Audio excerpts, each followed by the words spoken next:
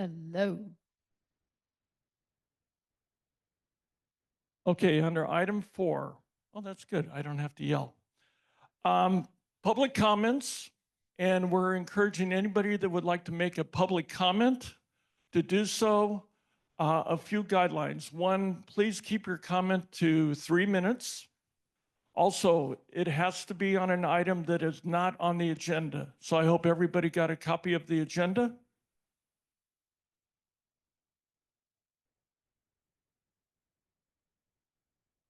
Yeah, I think the agendas were in the back.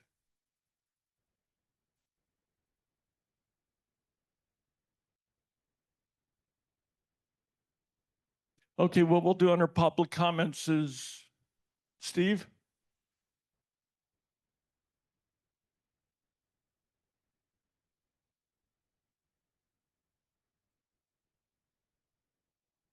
Okay.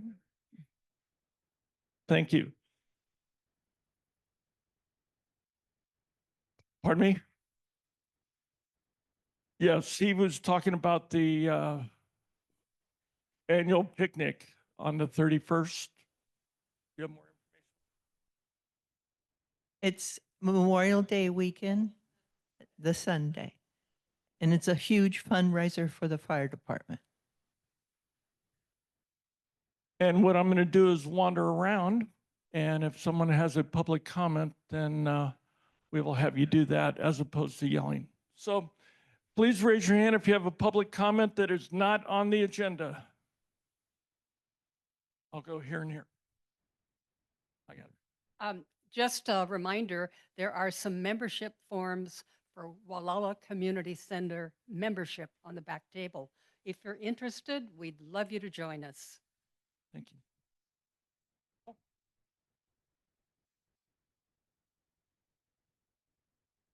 Nope. Oh, it's on the agenda. If you haven't seen Close Encounters at the White Barn, it is still playing Thursday, Friday, Saturday, and Sunday of this week.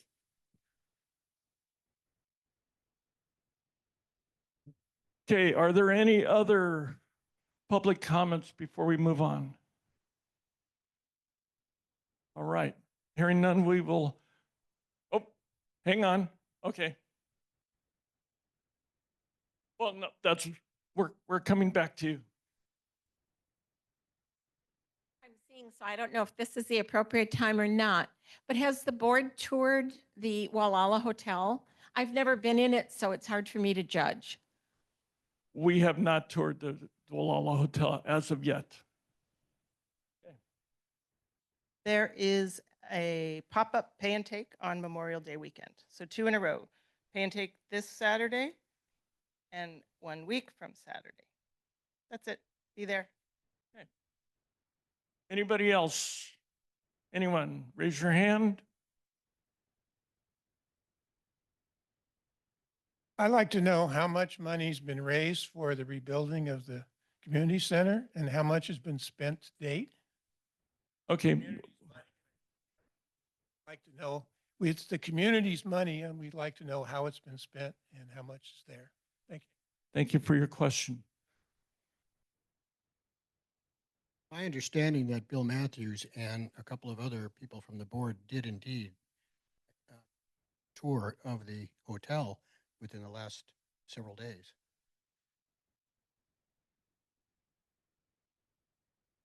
Okay, what the comment by Paul was that there have been a few members, I don't think it was of the board. Let me take a poll. Has anybody from the board toured the hotel yet? No, but recently? Okay. So to answer your question, none of the board members have personally visited the hotel in its interior. We do have floor plans that were given to us by the owner, but we have not physically gone into the building as of yet.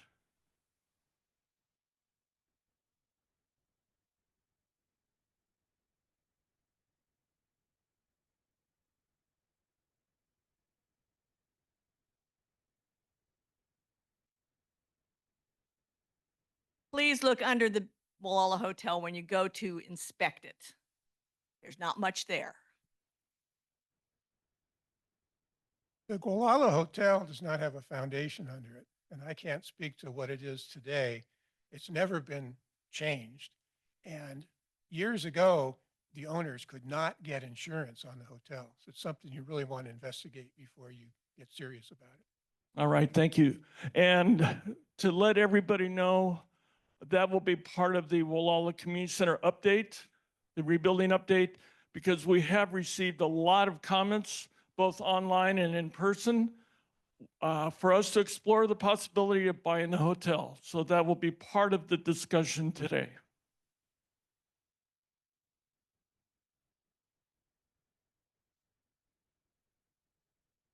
That's part of the treasurer's report. Thank you. Whoops.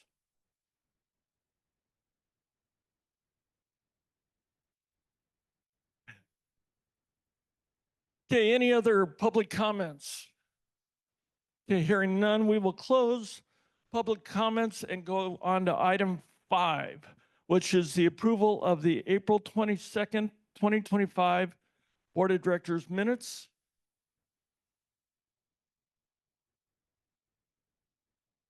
Okay, I have a couple changes on that I would like to add. One is that we're missing a board member on there. Paula Smith is not listed in attendance at that meeting.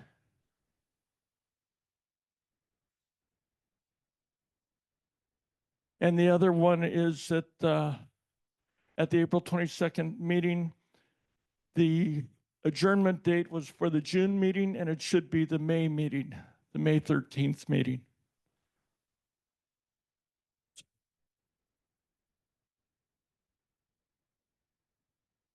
Okay.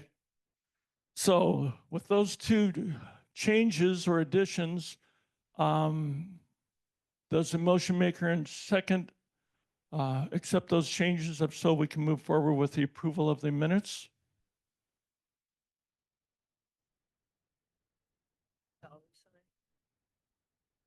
Okay. And on item 12, okay. Any other corrections? If not, the motion maker, do you accept the changes? The second? Okay. Any other discussion from the board? Hearing none, all those in favor signify by saying aye. Opposed? Carried. Okay, item number 6. Just to let the board know is that we received 2 correspondences.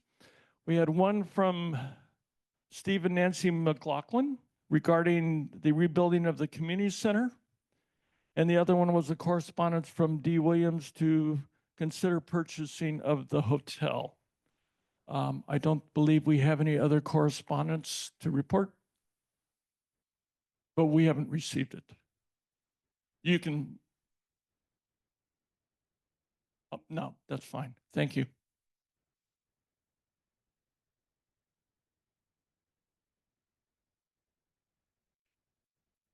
Okay, we have a correspondence from Denise Hughes. We have a correspondent from Tina Dougherty, correspondent from Dahia Cornelius. Is that right? Oh, okay. Sherry Kirby to the board of directors, and they will be added to our minutes, and they will be part of the record. Any other correspondence? Okay, moving forward. We did have a request to switch 7 and 8, so we will go to old business, the community center rebuilding update. And we have a presentation first by our board member, Paula Smith, and then we will move from there. This is what we had before the meeting.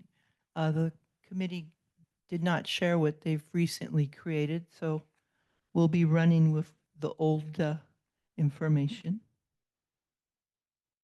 And then It disappeared. Yeah.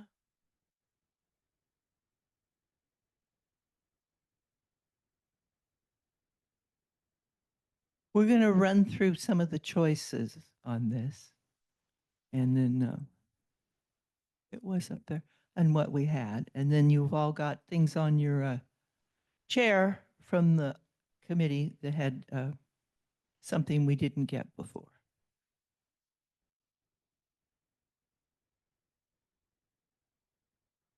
Yeah, here we share.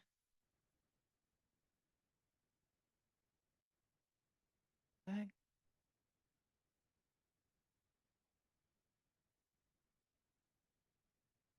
There it goes. Okay.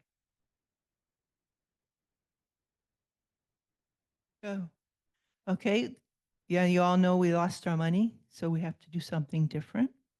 These are all the people who've been supporting us. Mike McGuire, Chris Rogers, Ted Williams, all the various fire protection districts.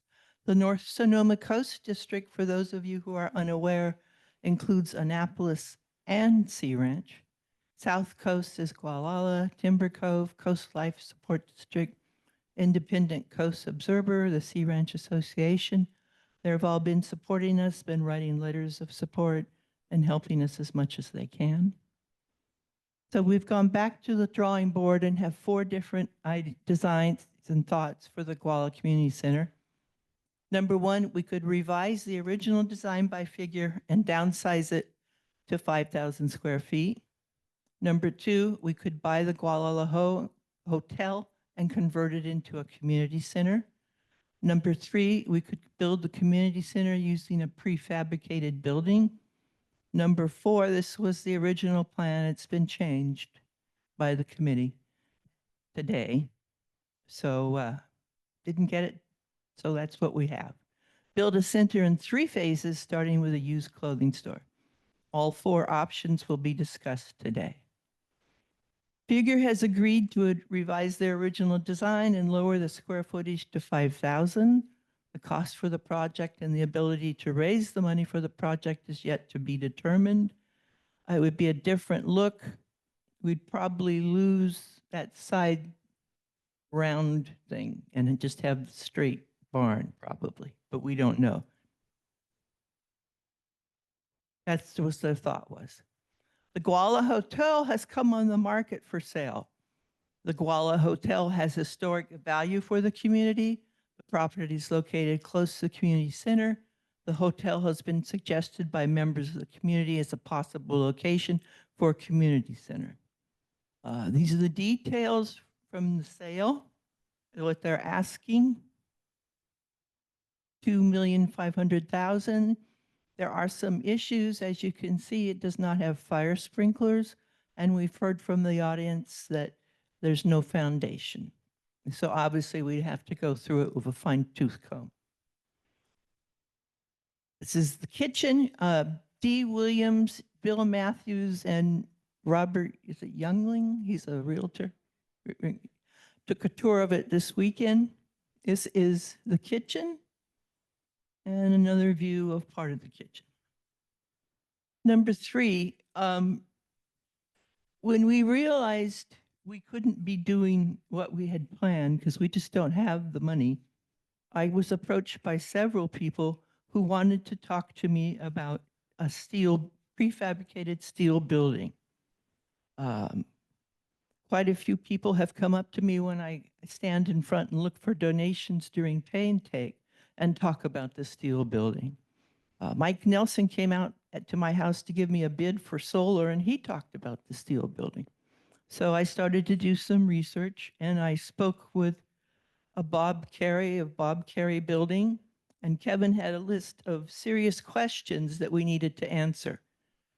Can the building be rated as a commercial facility with proved occupancy? Yes, it can. Does the building comply with health department standards for commercial kitchen? Yes, they can do that. Can it be rated as an auxiliary emergency facility? Yes, they can. And can it be compartmentalized in terms of adding interior walls? Yes, they can. So taking that information, I also spoke with Jeffrey Taylor. He lives here in Gualala, and he spec'd out some cost for us. His background is in construction, and he has an extensive resume. So he collected some bids for us and some thoughts. These are all estimates, and this would all change. He was working with estimates in the Sacramento Central Valley, and we know the costs are not the same here. He also helps with Habitat Humanity, and he's would be willing to help us volunteer and maybe find more volunteers to do it. So what we did was make a design. He was estimated at 8,000 square feet. I think that's a little low. It's got can go on the existing site with existing water rights, and it can be expanded in the future. It has a meeting hall, kitchens, restrooms, and pay and take space. These are examples. I've included these for when it goes up on the website. So I want you all, because I thought, oh, metal building, god awful. So, but metallic.com is one company that makes quite a few. This was 4,420 square feet, pretty close to what we'd be after and pretty nice. This one I thought was very attractive, and it's 7,500 square feet. And this is what we thought maybe when there's over on the wall, you can see some of the designs. You could do, and then it's inside. And since people did not like sharing that restroom, we could make them be separate on one of these. This would just be a kitchen and the bathrooms and 3,000 square feet unallocated. This one, you could split it up. You could have the hall on one side, and you could have pay and take on the other, whichever part you want to use. You could switch around what you keep in there. And this is what it would look like on the lot. Here's where the existing building is. And then this is how far it would have to be. There's a fire separation distance a building code you have to follow. And the steering committee changed things, but this is what they had given us, and they only changed it today. The steering committee is not an official Gualala Community Center committee and is not sanctioned by the board.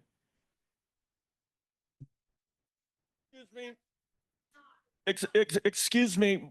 We'll open it up for your comments, and you can do so at that time. But right now we're not looking for public comments, but we would like to hear from you. Absolutely, I understand.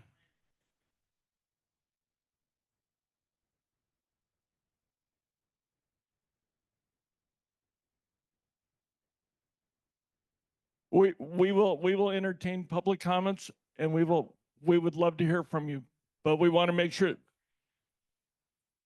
Okay, hang on, please. We ask everybody's indulgence here. Okay, I understand, but we ask your indulgence because I'm sure there's a lot of people that would like to weigh in on this. And in order to make sure that we get through this where everybody is heard, we ask everybody, please, we will give you a chance to voice your opinion, but we don't want to enter into a dialogue between the board and the people in the audience. Your comments are important. Okay, I got it. As a board member, Kevin, the steering committee was a result of board action.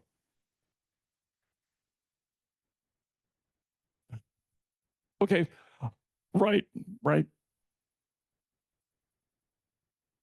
Okay, Paula, please, we can address your concerns and your questions, but we would like to do it in an orderly fashion, and we want to make sure that everyone can be heard. So we ask.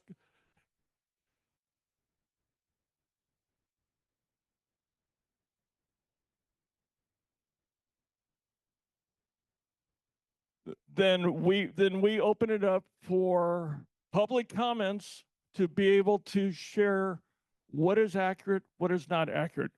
Okay. So, excuse me, please. Okay, thank you. We would like to proceed with this. We have a presentation. We will open it up for your comments. If you have a comment regarding the presentation, regarding the process, or anything in between, we would love to hear from you. But we want to make sure that it's done in a collegial fashion.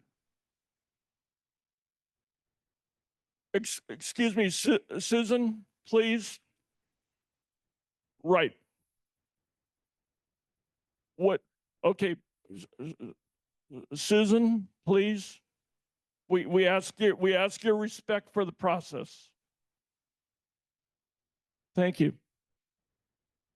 The information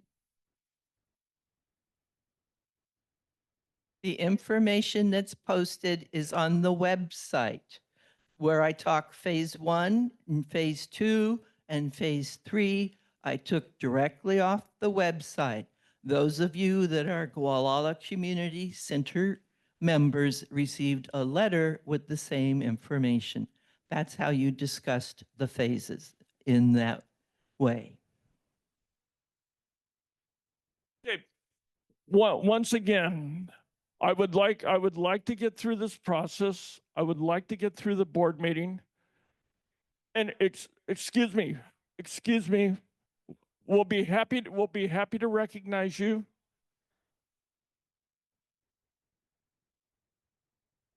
But no, it is not. And we ask everybody a little patience, a little compassion, and a little respect.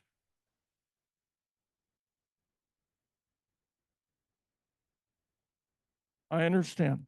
Okay.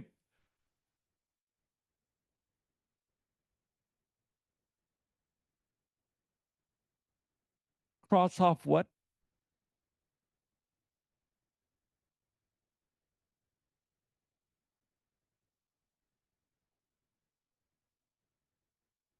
Okay, no. There appears, once again, there appears to be a lot of different opinions, and we respect everybody's opinions.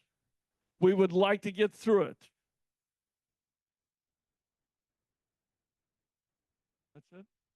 Okay. Okay, let me couple quick things there, and I'm hoping to kind of draw a correlation on how this whole process has evolved. In 2023, the board of, excuse me, I'm talking, thank you. The board of directors put together a rebuilding committee and approved a rebuilding committee that was comprised of members of the community.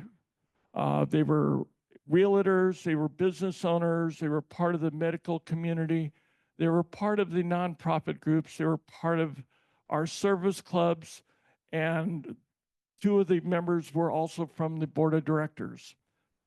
That was a committee that was put in place to design the original community center plan.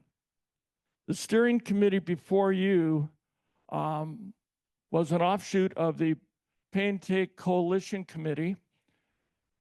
None of the members of the committee were approved by the board of directors. It was a volunteer group, an independent group that decided that they had a great idea, which we totally respect, on what would be the future design of the building. So the discussion whether or not it was sanctioned, it was not sanctioned because it was not, the membership was not voted on by the board of directors. The membership was selected solely based on the group itself. So I want to make sure that I draw that distinction here, that committee, we appreciate what they're doing, but was established by a volunteer base in the community. It was not set up by the board of directors. The rebuilding committee was. But with that being said, and it was mentioned, and we'll be discussing this later, the board of directors did appreciate what the rebuilding committee is doing, what the steering committee is doing, because we're all working together to try and have a common goal and that is to build a community center in our community. So please, that is the mission, that is the goal. I understand that others may have a different interpretation of it, but all I can do is go on exactly what our minutes show, what the board discussion shows, based on public input, both at the meetings and away from the meetings. So please, everyone has an idea of it, and we appreciate it. But in order for us to get through this, we have to understand the process, and what the intent of the steering committee was to build a facility that could be affordable for our community. That was their goal. That's the goal of the board of directors as well. Are you done? Okay. At this time, I open it up to any comments from the board before we open it up for public comments. David? Barbara? I went back to when I originally applied for being on the board. And I just wanted to make sure, what were my goals then? And those of you that did vote for me, what you voted for is that I said I would want to make more money for the GCC, not just for pay and take, but for the Gualala Community Center. And I have done that. I wanted to increase the community interest. And because of my publicity, I actually think that, well, I know that we have increased our membership. It's not nearly what I want it to be, but that was my interest, to have membership, because when I actually got in to pay and take, I was there for several years and had no clue that there really was even a membership. So this was one of my goals, to create a membership. The other thing was get the new building financed. The new building, in my mind, was the plans and everything that I saw when I came to the 3 meetings the year and a half earlier, and I saw what was being proposed. And in my head, it was like, oh my gosh, this makes so much sense, because I've been here for 35 years, and I do remember when we had all of these community events, and I worked at them then, and I loved it. It has since dissipated, and I understand why, and I'm not pointing any fingers, but here was an opportunity to have something that I could not only would really function, but was really beautiful. When you came into Gualala, it was like, wow, this would be really something to have there. So I just wanted to remind everybody, this is why I am on the board. And again, my primary reason was to get this new building built.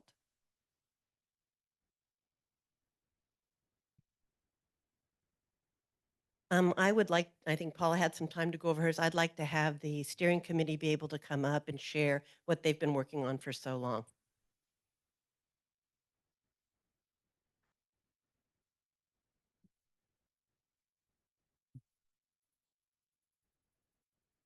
Hang on.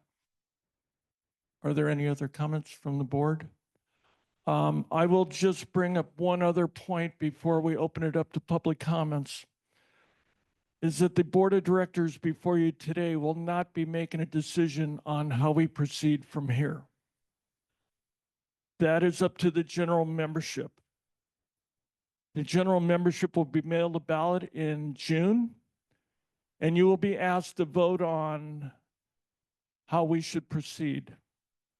It is not the board here. We're directed and guided by the general membership's majority vote. So I wanted to let everybody know today that we are going to listen to your input, provide everybody an opportunity to weigh in on it, but we are not here today to make a decision on how we proceed. That will be done by the general membership through a mail-in ballot. Okay, Kevin, the entire board was not made aware of this presentation that you and Paula put together today. This is the first time I've seen the presentation. Secondly, the board has been given the directive to move forward. And what we're talking about today is a redesign. We've given the permission to move forward with a rebuild, and we're talking about a redesign. As it was, you were asking Figure to do a redesign, and that wasn't a vote that had to go before the board or for the membership. So I'm just a little confused. It feels like there's been some lack of transparency in how we're moving forward. okay. I'll be happy to answer that question. First off, Figure was approved by the board of directors to be our architect for the rebuilding of the Gualala Community Center. The new design, the architect has not been selected. It has not been approved by the board of directors. The board of directors is responsible for all contracts and the expenditure of all funds for the Gualala Community Center. So the independent work of the steering committee, while we appreciate it, has not been formally approved for the submittal of a project. Any revisions to our design for the rebuilding of the community center through our contracted architect is appropriate to make sure that we can modify it to meet the costs of the project, to meet the interests of the community. But that is who we are under contract with. We're not under contract with any other entity to design and build the building. And that's why we cannot authorize any other group to independently design the building until we have a contract with the architect. And I'll be happy to come around. But I want you to know that we're under contract right now with an architect and a general contractor to rebuild the community center. The design of it, as we're hearing today, and as you've heard from Paula's presentation, the original scale was 7,200 square feet. It has been downsized to 5,000 square feet because of the costs. The cost to build a 7,200 square foot building we received was going to be about $9.5 million, which was totally unacceptable for everyone. Figure was ready to go back and design a 5,000 square foot building with input from the board of directors, the steering committee, and the community. But on March 11th, the board of directors put a pause on that operation and directed Figure to no longer do any work that would obligate any money from the Gualala Community Center. So any further plans to modify that design was put on hold. That's why we don't have anything to present today, because Figure has a concept, but they were basically shut down from doing any other design work. But that's where we're at. Hang on. Any other board members have any comments? No? Okay, at this time, a representative for the steering committee, if you would like to give a brief presentation. Thank you. So this will be interesting. So, oh, is it on? Yeah, it is. Can you hear me? Okay. So steering committee has been working on it for over the last 2 months, day and night. Oh, my name Adrian Adams. I'm a structural engineer with 60 years of experience with architects, developers, contractors, lawyers, and here I am. So the steering committee has some experience. Other people, we can talk about that. But so Originally, 2 months ago, yes, we had a phased approach. We thought we had so much money, let's see what we could do with that. But working on daily, we have new plans, new ideas. We've come up with a new concept. There's a drawing and a floor plan on the back wall there you can look at. There's also one right behind the screen, which you can't see anymore. And so our purpose was, and we got authorization from the board for the steering committee plus $9,000, of which we haven't spent a penny, to proceed with an alternate plan. Our first plan was to build something that was phased. Now we have something new. So on this back wall, we have a main hall, which is 15% larger than the burned down building. We have ADA compliant bathrooms, commercial kitchen space, space for pay and take clothing, which is one of the pillars of the community, which once we get it in there, we save $36,000 per year just by having them involved. That's what they're paying right now. And also space for the coastal seniors, Meals on Wheels, et cetera. And guess what? So no phasing. That whole concept of phasing is not there anymore. We want to build it all at once. That's the concept. So this is approximately 7,000 square feet, expected to cost about $4 to $4.5 million. So how did we get that?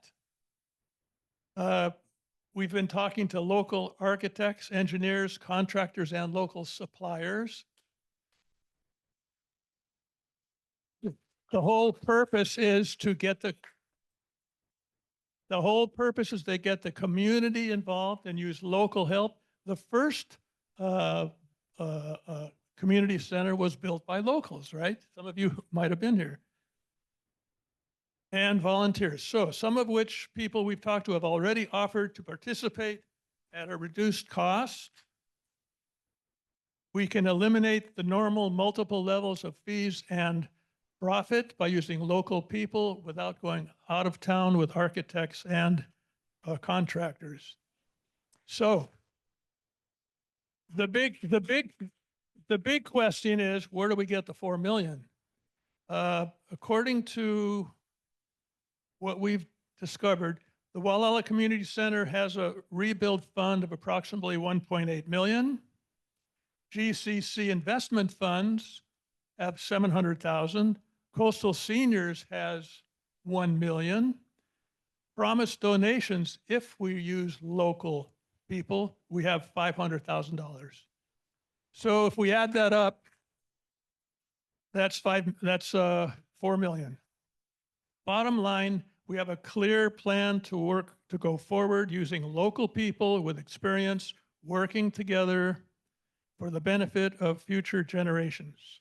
Hi, Steve. Haven't seen you for a while. We are now asking the board to show our proposal and plans to the voting GCC membership so they can understand our proposal. That's the big one. After this meeting, we invite anybody that's interested to come across the courtyard, and we have some plans up on the wall, and we can go into specific details if you're interested. Thank you. My name, Adrian Adams. Adrian.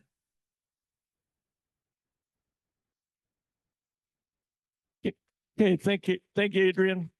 Okay, now we're going to open it up to public comments. I'm going to try and hit everybody. Please state your name. Starla Beekner, and I want to know if new members are going to have a vote on the new project that's being sent out to the membership. If I'm not mistaken, that's on the agenda.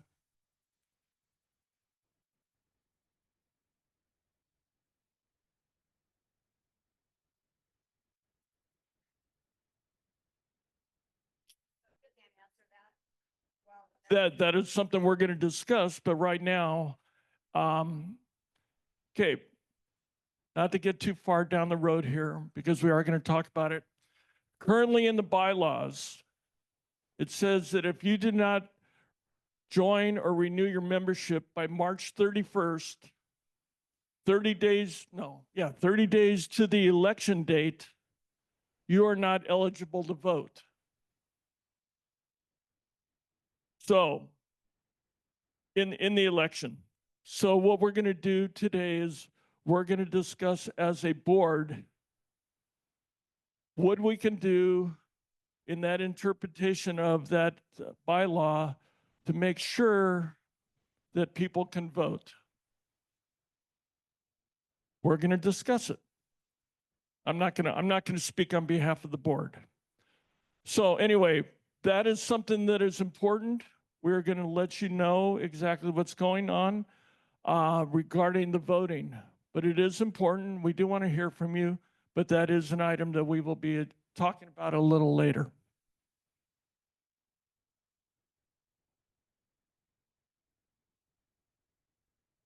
My name is Jim Sanford, and I was a building contractor, but I'm retired.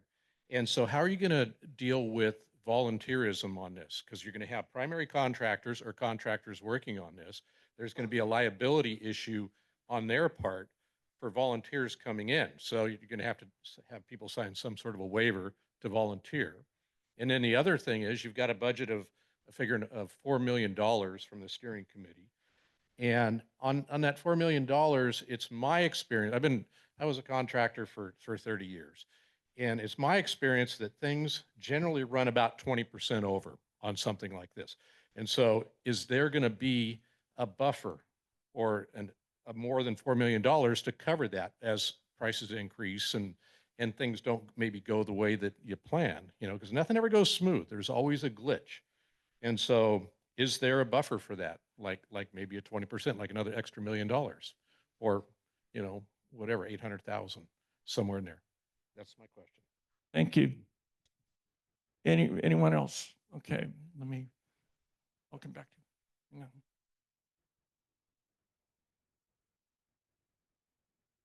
All right, thank you. I'm Steve McLaughlin. I've lived in this town for about 50 years, and I've been a long-time member of the community center. My main concern is with the presented three-phase construction, starting with a pay and take clothing room. Is hang on, let him finish this. Was that not? That was presented on the screen, but the steering committee just presented a different proposal. All right. Well, my main point is, I think that it is absolutely essential that the first thing that we build is a meeting hall, because that is what this is. It is the purpose of this organization is to have a center for the community to gather. And if we don't have a center, we don't have a community center. And so I think that that's the most important thing, even if it is not the dream thing we hope we would have. I hope it would be something that I will be able to use sometime in my life. Thank you. Right. Thank you. My name is Cassandra Grossman. I understand there was an issue with the insurance coverage of the building that burned. And I'm wondering if you guys have done any research with regard to what can be covered, how much it's going to be. Anything there? What we're doing right now is we as a board are revisiting that, and what we're working to do is get an appraiser to come and give us the actual costs of the current annex building so we can make sure that we are properly insured.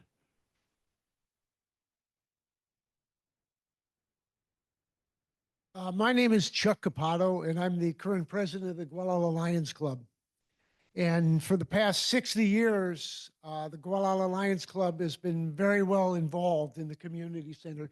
We share a lot of mutual volunteers. We've been a tenant that's been a big part of our organization. Such a part that we made a substantial donation last fall. We want to see a community center. I find it literally disgusting that somebody can be released from prison long before there's a shovel of dirt moved on the community center. I'm encouraged today by the new plan, if it's a plan that can be implemented.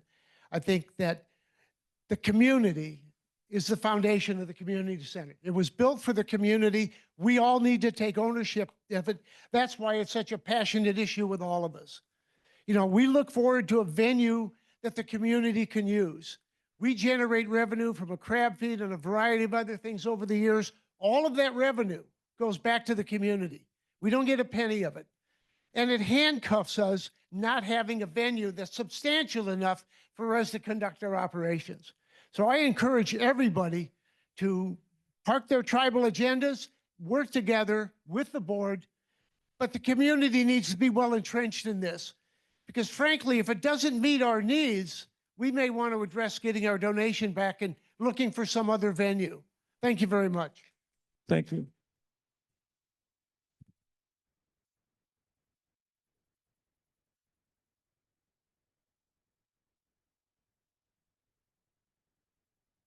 I'm Mike Combs and came here in 1949, lived in Point Arena for quite a while.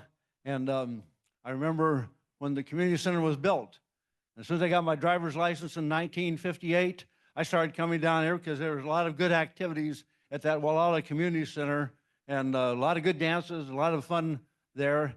And since I've been here, since coming back in 1998, I've been in the Lions and Rotary, and I've been there in that community center for over 400 meetings of the Lions. It was a wonderful venue for the Lions meeting, but this plan, the one shown here, reminds me of the old saying about a camel is a horse designed by a committee. And the idea for having a good community center is to have a lot of space with a enclosed space with a ceiling on it and sides, but a lot of open space, not building a whole bunch of things in there. I'm thinking of things like our crab feed. When the Lions have a crab feed, we like to get a whole bunch of people in there, and the more, the better. We used to do 3 shifts because we couldn't get enough in the old community center to make the kind of money we wanted to make. Now with a big one, like the one I would propose, a metal building by Butler, you would have a lot more space. You could get a lot more done in one evening than you could in the 3 seatings we used to have. It's good for us, it's good for the community. So my proposal, which isn't up on any board yet, but I like it to be, is for us to have a Butler building, which would be 7,500 square feet. And I looked at proposals, and they started at $30 to $50 a square foot.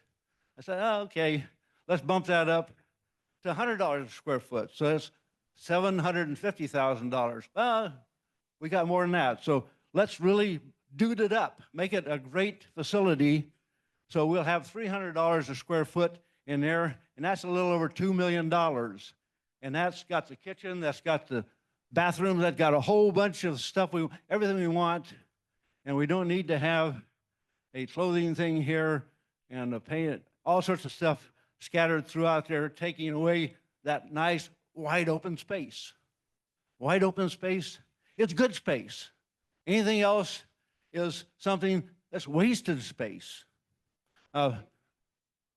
That is the idea of having something that's really useful for the community, is being able to get a lot of stuff in there and do a lot of stuff in a vast area. It looks like everyone wants to have me wrapped up here with questions they're going to ask me, so.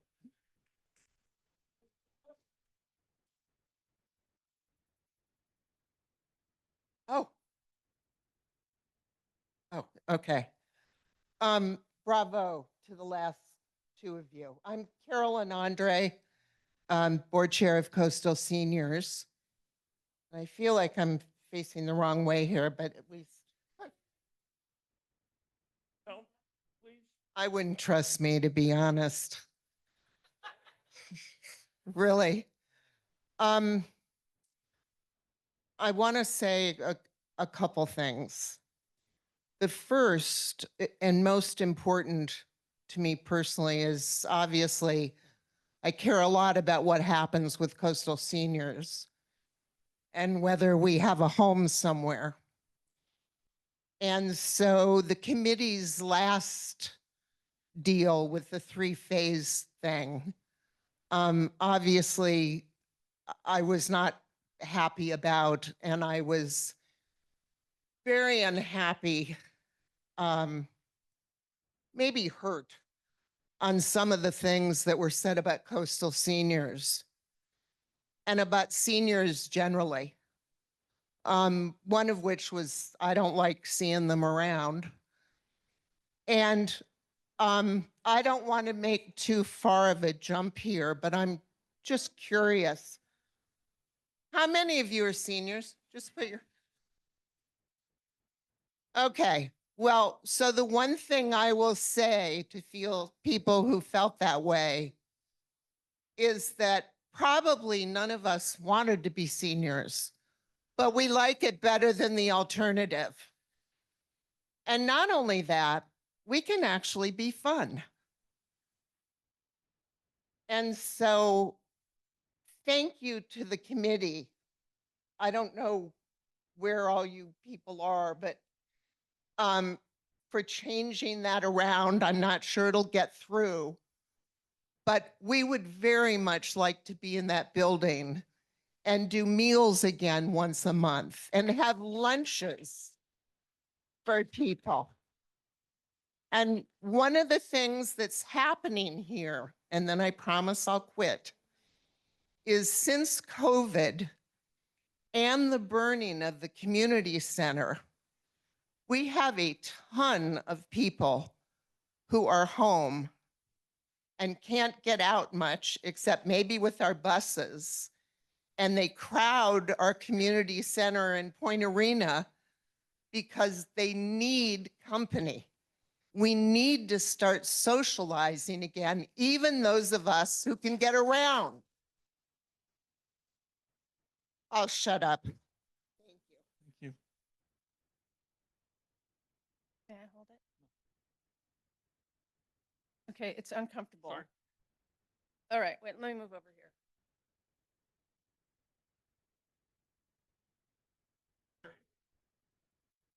Very awkward. I promise I won't go long. You can cut me off.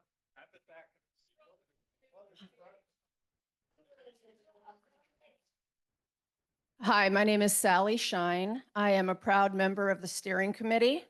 I also want to say to Carolyn that I think one of the best parts of this community is the fact that seniors are so involved in our community, and I've always felt that way. And I was heartbroken during the pandemic when so many people lost their purpose, their volunteerism, because they couldn't come out.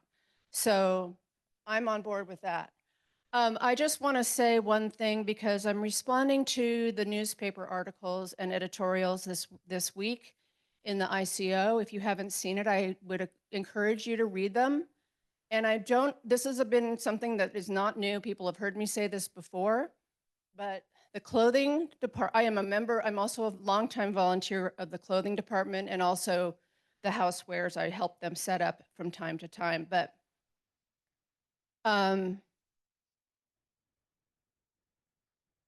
we lost our space in the fire. We lost our clothing room in the fire.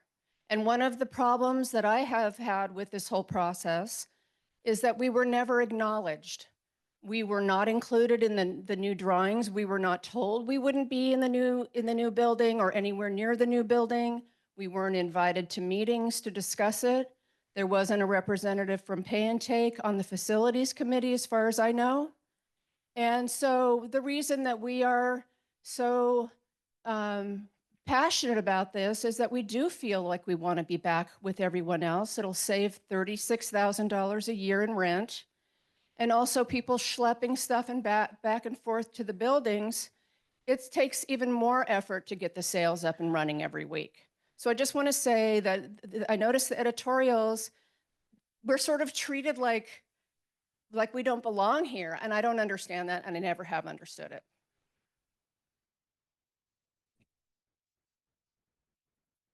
Thank you. My name is Stephen Powell. I live halfway between Annapolis and Point Arena. And I ask, what is a community? A community is all of us here Almost every person here raised their hand when they asked if they considered themselves to be a senior, myself included. When you go down to pay and take, that is a whole different community. It's young families. It is the workers that come and clean our houses, that do our gardening, that do our roofing. And you cannot go to pay and take on a day when it's open and not understand that that is an essential part of our community. And it's being ignored in this discussion. To say that space for pay and take is a waste of space neglects probably a much larger percentage of the community than we are here. So, and the other thing that has not been brought up is that pay and take, according to my understanding, produces some 90% of the revenue to support the community center. So of course, over 90%. We have a bunch of volunteers here who work endlessly to keep that going with very little thanks. They all deserve a huge vote of gratitude, as well as all the people working on this project. But let's make it a real community center, and let's do local builders, local architects, and local designers. Keep it at home. Thank you.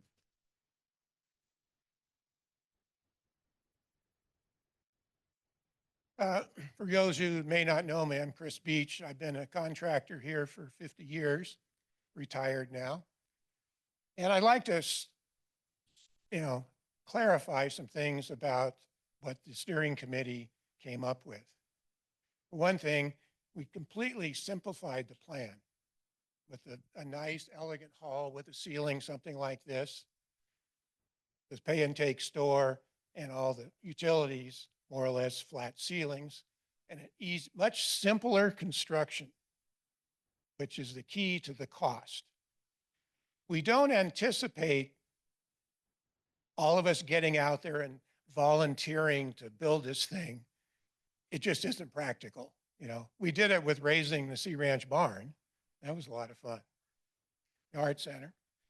But it's not practical. And what that gentleman talked about is true. You need somebody responsible. So, we need to have a bid and have a general contractor who's responsible for the entire job, a local general contractor. We have several excellent contractors here. The quality of contractors here is 10 times better than it is in Santa Rosa, because everything here is custom. And I'm the first generation of apprentice carpenters at the Sea Ranch.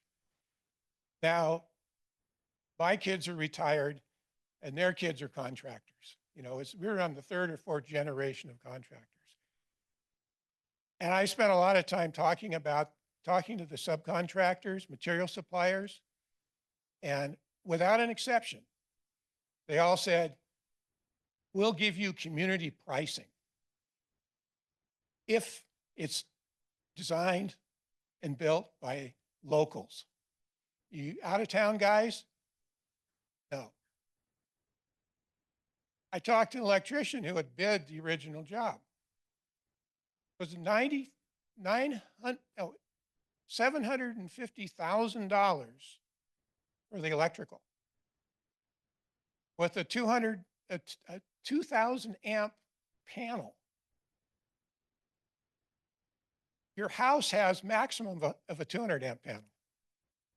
But think of the volume of that.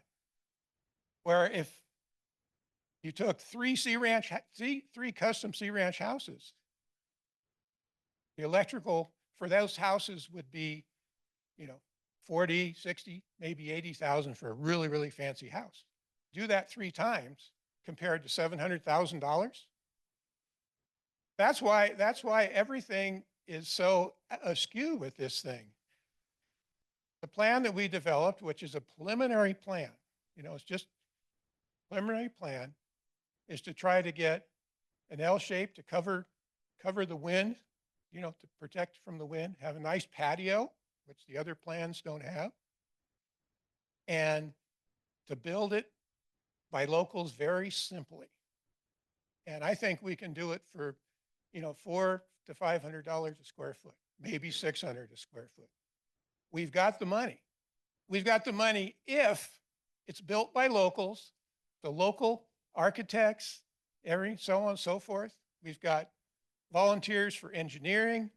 We're going to have to pay for some things, of course, but we can produce a plan, and be ready to go for very little cost. My question is, if this architectural firm redesigns the building, what are they going to charge? Well, you can correct me if I'm wrong, but my understanding is we spent $700,000 on a design that's worth, it's nothing because it's never going to be built. How much is it going to cost if they redesign it? So, I mean, those are questions we need to ask. Do we have a perfect plan? No. What we want to do is get permission from the board to proceed to the next level where we produce a preliminary plan. We put it out to bid by contractors to get a preliminary price, a ballpark idea of where we are. That's what you should always do when you're designing and building something. From then, we can say, okay, go back to the board and say, okay, we can build this. We can build this in this range. You approve it. Then we can do working drawings, which are going to cost practically nothing. And then we can go ahead and build the building. Sure, in a minute. Yeah. If you have the what? Our audience. Oh, you turn it off? No, we're just trying to get everybody's comments. Yes. I'm I'm Susan Militich. I'm a landscape designer. I live in Point Arena. I've been here since 1975, and I've worked in the community and theater and with kids and a lot of ways, but lots. Oh, sorry. Anyway, I've been here since 1975. I'm a member of the community. I live in inland from Point Arena. I'm a landscape designer, and I'm on the steering committee, mostly because I noticed that the process of the original design was not inclusive of the pay and take people, and as a result, not inclusive of the whole community. And it disturbed me. So I became involved in trying to look at how we can have this be more representative of the whole community. I'm concerned about this idea of putting this out to vote to the community before the community has had a chance to really look at these projects. This meeting was announced less than a week ago. This is not representative of the community to having a look at this project or the possibilities, and to put it out to vote before the full community has a chance to really study these different propositions, including the acquisition of the hotel. Those things need to be looked at by the community. The community needs to be educated about the details and the problems with the different issues, instead of putting it out to vote for what? To go forward? Go forward how? How do they know what they're voting on? I am strongly against having this thing go out to vote before the next membership meeting and before these various projects have had a chance to be exposed to the community and people have a chance to ask questions and have a full open discussion, not individual comments, open discussion with the people. Thank you.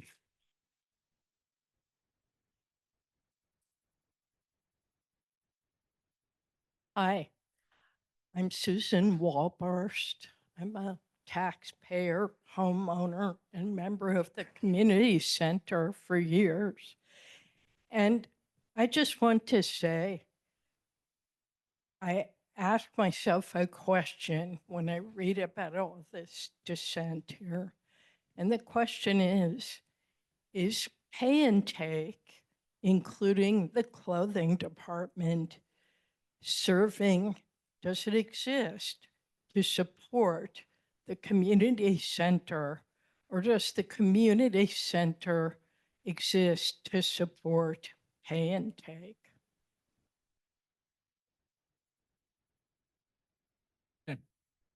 Okay. Hang on, please. Good day. My name is Kat Gleason. I've lived in the community for 40 years. I look at this as a unique opportunity for us. I have felt, and I believe a lot of the community has felt, that the original design plans were kind of shoved down our throat. I remember when the meetings were held here and it was presented like, what do you think of this idea? But in fact, it was presented as an idea that was already put forward. Too late for us to have a say in it.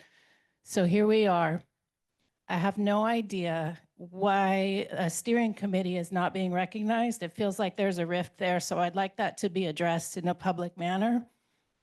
And furthermore, how we do things here, as I know in my decades of time, we do things locally. We have local designers, local architects, local builders, local volunteers, all of our incredible community buildings, arena theater, the barn here, that's how we do it. So let's get back to how we do it. This is a very special community. We have a lot of very talented people here. Keep it local. Thank you.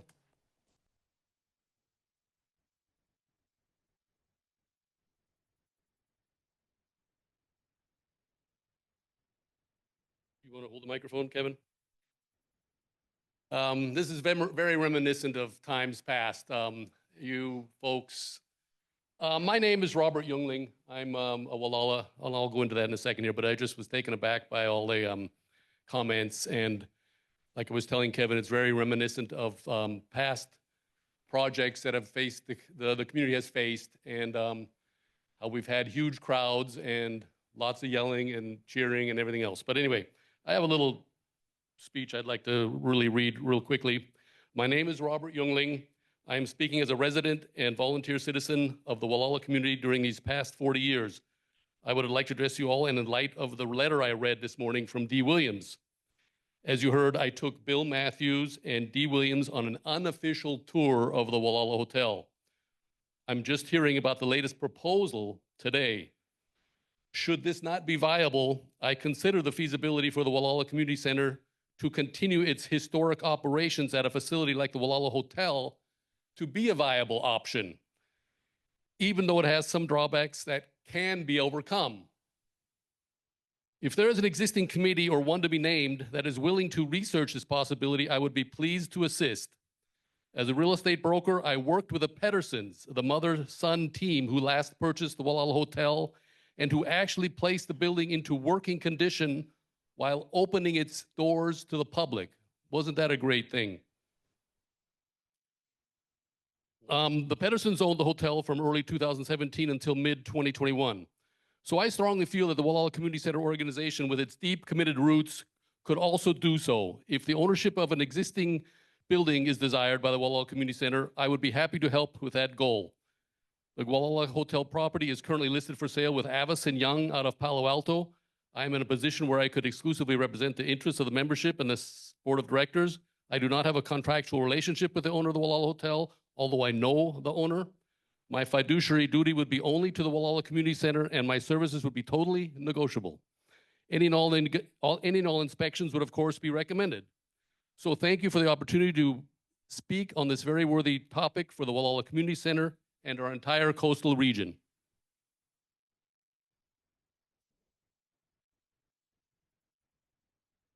Sorry. Hi, my name's Karen Scott. Banana Belt Properties. We've been around since 1986. I actually moved here in 1979.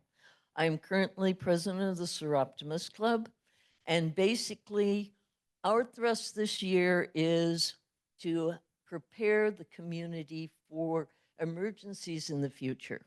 One of the things we need is a community center that will be viable for emergency services if we need it. We all hope we don't, but we've got to be prepared. So my interest is having something as soon as possible.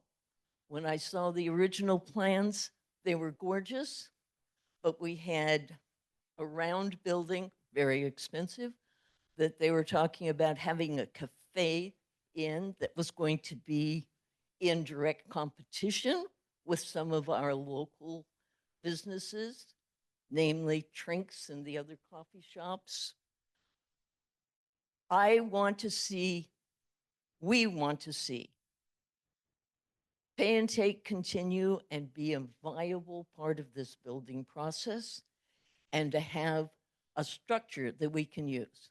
I think when you presented to the Rotary and to Sir Optimus, my comment at the end of the time was, investigate a Quonset hut. We need shelter in case we need it now. Thank you.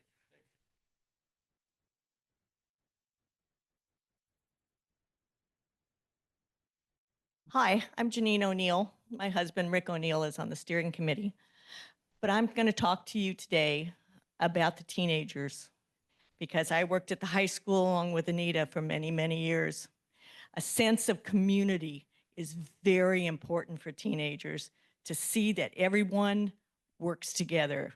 Having the senior center there is important because it shows that we think that's important, that the seniors are taken care of. Pay and take, they come together. Don't throw your stuff in the trash. Bring it in. Somebody else might want it. That's an important thing for a teenager to learn. If we don't have the senior center, we're going to lose money. Why do you do that?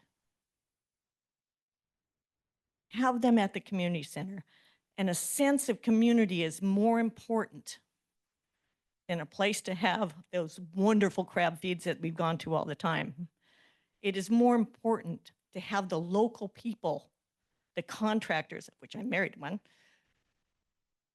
have a stake in this, that I put that together. My husband actually, and along with some of the others, helped build the original one. He was just a little guy. He went around and found bricks and took it to the people, you know, back then before there was OSHA. But I mean, that was what it was. Community, seniors, teenagers, our age, everyone. We got to have a place, and the plan that they have with the patio is perfect for weddings. You can have the indoor, you can put a tent on the patio and have it beautiful. The other building that you had designed by someone that doesn't live here and has outside contractors is an insult to this community. We know that the rain here goes sideways. They don't. You've got to keep it local so that when we drive by, there's our community center. And the teenagers and the kids go, this is our community center. And they can come back and have proms there once again. An affordable place to have proms or dances or quinceañeras, all the things that teenagers do. Yes. Yes. Thank you very much. She's a hard act to follow. My name is Rick O'Neill. I've been here since 1953. And I do remember working on the old community center. I've also been pre-programmed to ask Kevin for weekly meetings on the buildings, whichever one we pick, because sitting back and waiting 2 weeks is going to go by real fast. Okay? Well, you get my drift. I mean, if this isn't important, let's push it to the back of the agenda and not talk about it once a week. And you know, you got to move it forward. I have been in touch with my supplier. What I didn't tell you, I've been a plumber for 54 years, 55 years now. I've been in touch with my supplier, and he said two things: that they would absolutely give me a better price on a community center PO. He also told me in writing in a letter last week, expect some things to go up 40%. So what you guys are doing right now is burning daylight, okay? You're burning daylight. It's time to get it done. I got to throw a pun in here for Chris's design. It's practical, it's simple, it's basic. Oh, wait, it's exactly what we had before, because that had, the trusses it had in it was the basis for every mill I ever walked in. And in the 60s, that's all that was here. All of that was donated. My dad built his house with lumber that was not good enough to sell and they gave it to him. When did that happen? I mean, there's some history. I'd like the building to represent what was here, not something that we're going to see in San Francisco downtown. I, for one, did not like the design. There was just too many things fancy about it. It didn't need to be that fancy. We're simple folk. Okay, real simple. Keep it basic. And can't think of his name now, but he had 400 meetings in there just with the Lions Club. Imagine how many I've been to. I mean, I won. I'll brag a little bit. I won first place in the Steelhead Derby. I don't remember when, but I stood up on the floor with Ole Wilson and got the trophy. I've been a Boy Scout. I mean, you name it. My niece was married there. My parents' funeral were there. I mean, it's awesome. You need a spot, and Chris is going to build it all at once. Be right back.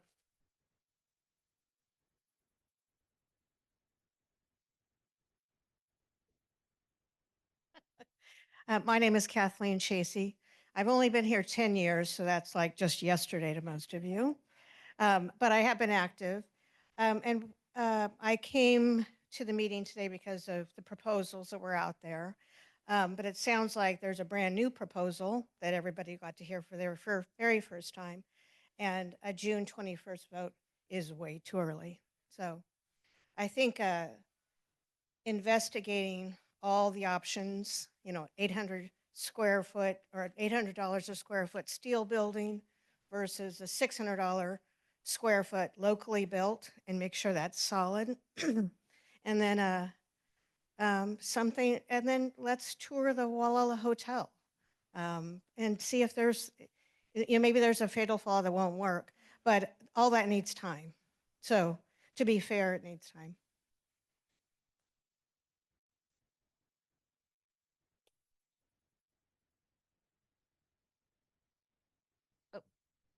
Okay, I'm Barb Pettigrew, and I've been here a real long time. And I really think that the Gualala and Sea Ranch are different, and that the Sea Ranchers kind of use us when they need things, but we always had our own little community, and that was very precious. I think we lost that when the building burned down. I think we can get it back. I think that we have a lot of local power. I think that there's a lot of people in the fringes that would come out of the woodwork. And like the O'Neills, everybody has their connections that we have gotten from working 40 years here in the community.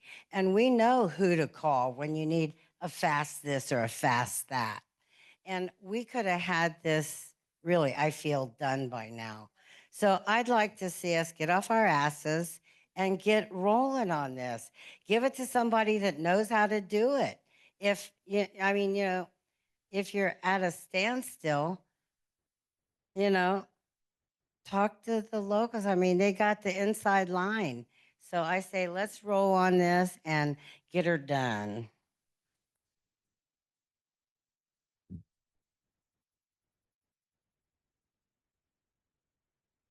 Hang on just a second, because I've been kind of neglecting Nancy. Back that way.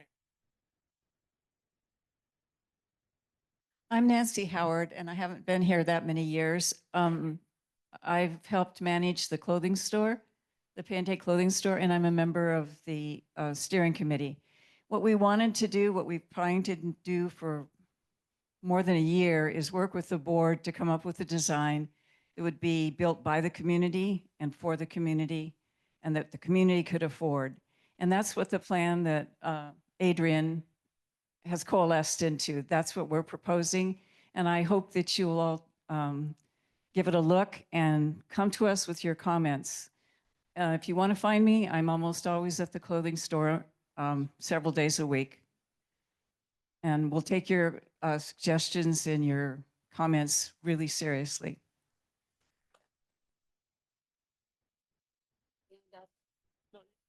Oh, um, I have two things to say. I'm Naomi Schwartz. I've lived here, it feels like forever. I find this meeting really distressing on many levels. It's divisive. It's gotten vituperative. And I'm going to lay this on the board. I think you have waited way too long to let this project fester. And it's now to the point where people are at tenterhooks and they don't even want to talk to each other. I'm going to say a sentence I never thought I would say in my life. Robert Youngling, I agree with you. And Robert, I know you're shocked also, as am I. The Gualala Hotel is our last historic building. Yes, it may have some structural problems. Those are all things that can be fixed. Whatever you build or we build together is going to have to be insured. That's going to be a problem no matter what the building is. But that building has a huge parking lot, a commercial kitchen, a historic bar. It's been there since 1903. And if you included the pizza parlor, which was George's, where Ida used to send George when he was too drunk. Okay. I am a proponent of wanting to look at the probability of buying the hotel. It will never be a hotel again. It will never be a restaurant again. We can't support the number of employees that need to live here to work there. But it could be the best community center in the entire world. And it would be ours, and it's already there. Sure, it wouldn't be exactly what we want right now, but it could be over the course of time, and it's not going anywhere. And it's there. So Robert, I repeat it again. I agree with you. You're welcome.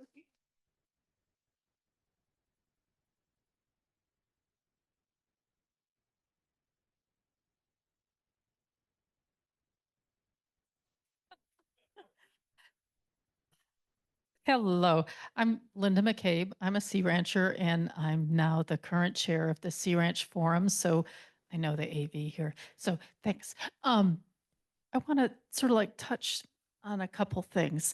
Steve McLaughlin had mentioned the priority of having space for the community center.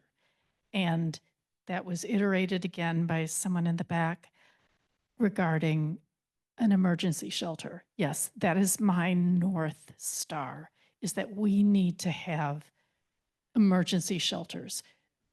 The Delmar Center, which we're in right now, is one of the shelters on Sea Ranch, as is the barn. But if we were to have an earthquake and the bridge fell, if the bridge were to fall, then there would be no way that we could at Sea Ranch try to help accommodate people north of the bridge. And this art center might serve that if you could access it, if there weren't trees on the street, on the roads and that kind of stuff. Anyway, that's an important place. And I also agree with Naomi with the idea of investigating the Gualala Hotel, because you have 8 rooms with no bathrooms. That's cool back in 1903, and it wouldn't work today. But you could potentially put like an elevator down, and you could use those rooms for storage for clothing. And then on Saturdays, they could be brought down with racks to the outside tented area. It might be really lovely.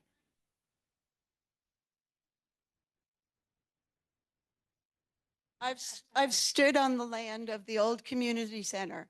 And if you look over from where the old building was, you look north, what you see is the parking lot of the hotel and the back of the building. we could still own that land. That land could still have an shelter on it. It could still have pay-and-take buildings on it. But for right now, we need something right away, and the hotel's there. And him asking 2.5 when he paid 145 in a month or so. I've heard that he's had many people have come through, so likely he will take what he can get. So thank you. So I would recommend that the board try to facilitate a local architect to go through with what is needed for our community center to have and see what modifications, renovations need to be, and then get quotes to see what that would be and put that in the budget and see whether or not that's a good thing. I'm Bruce Jones. I've been here for 25 years. That doesn't matter. I want to know, I know I signed up to vote to be a member of the community center last year. I don't know if I'm still signed up, and who do I ask to find out if I'm qualified to vote when we have a vote? We'll be able to tell you today.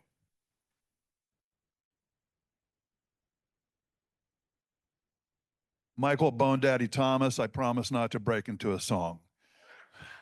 Unto that, I'm here 50 years, in the trades 50 years, a volunteer 50 years, performing artist for 50 years. On that stage there, part of our soul was burnt, a good part of it. We need to return the soul to this community, and volunteerism is the core of this community. All of our volunteers now for everything, so that is a resource. And Sea Ranch has been our factory. Gualala wouldn't be what it is without Sea Ranch. So all of us in the trades, the grocery stores and everything. So that can never be isolated. That border disappears like when we created the ambulance district. I am the other operator that could not afford to operate here, and we bridged the county line.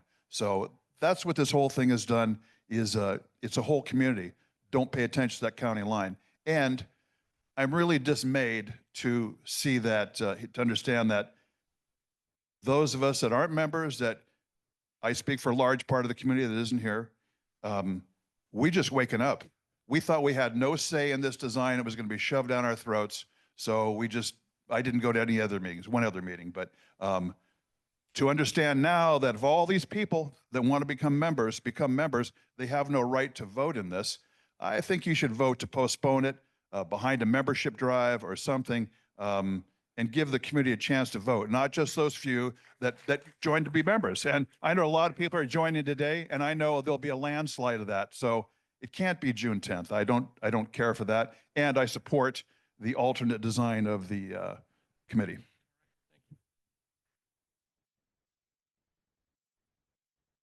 Hi, Paul Supich. I'm a pay-and-take volunteer. I've been here for 12 years. Regarding the hotel, I'd like to suggest that maybe you put together a group, a committee that's experienced in the various aspects of the integrity of the building itself, the pricing of the building. I understand it's sold for 1.45 million in 23. 1.45, and it is, and they're trying to get 2.5. Yeah, I think that's, and whether or not there is a liquor license, and if that can be something that can be sold, money that can be put back in, liquor and or beer license. So yeah, I would suggest, since there's a lot of people asking about this, I think it'd be a good idea to have a group of people assigned to investigate this, to work with, Robert, is it? Yes. That's all I've got.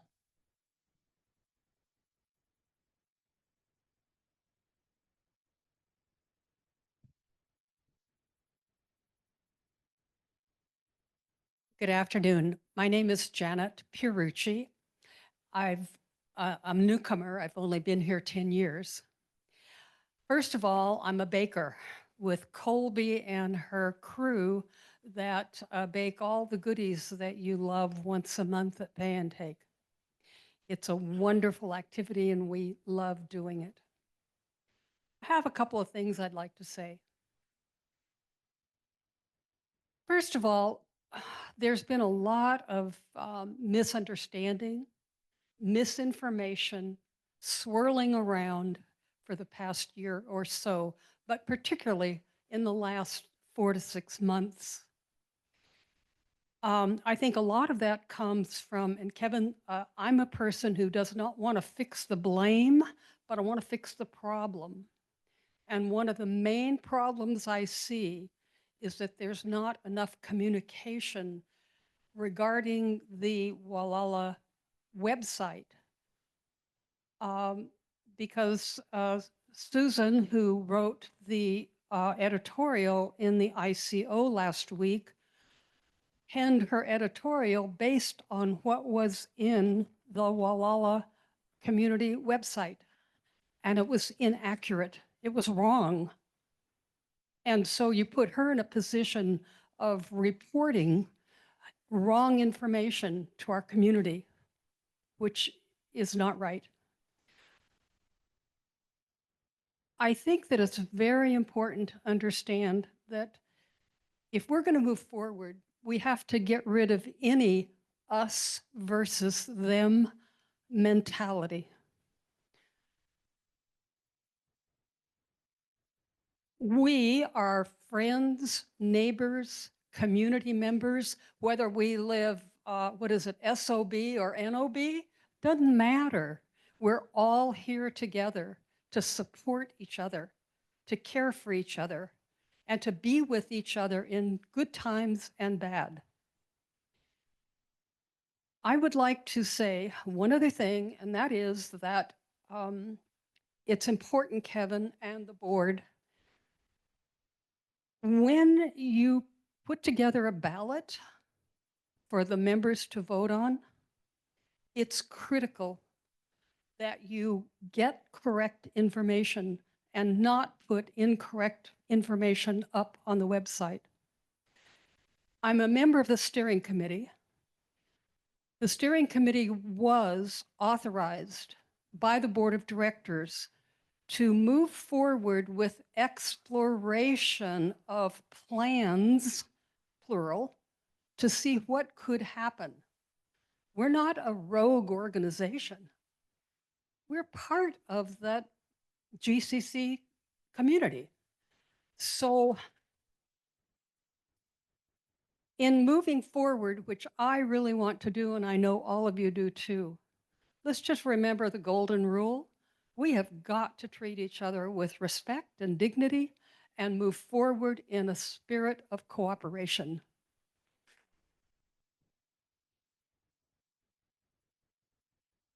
Is there anyone else that would like? Oh.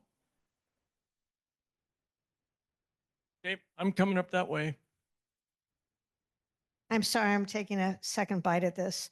When I came to this community, I worked with the Land Trust, and I was one of the people that wrote the grant to buy Mill Bend. And as a grant writer, I do want to say a thank you to Kevin and probably Sylvia too for writing the very substantial grant that if we had someone different in the White House, we probably would have gotten it, plain and simple. So things would have been a little bit different. Maybe the plans would have been different. The money might have been there. But I think that I'd like to appreciate Kevin as a fellow grant writer for doing an awesome job. I was pursuing the same grant that Kevin went after, and I backed down because Huffman could only do one. I was going to try to get one for Stornetta. So you have to imagine how much time those take, and because of what was happening in Washington, D.C., he had 10 minutes or less to write it. That's almost true, right? So I was kind of thankful that he was doing it. Otherwise, I was going to stay up for 3 nights in a row, writing one for Stornetta for bridges. I'll do that someday. But thank you, Kevin, for writing that grant.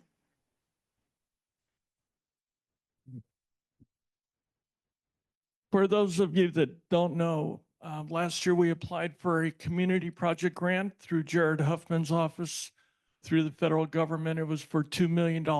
We were approved at the committee level, and it died in Congress. We went ahead and we were asked by Huffman's office to resubmit the application for 2026.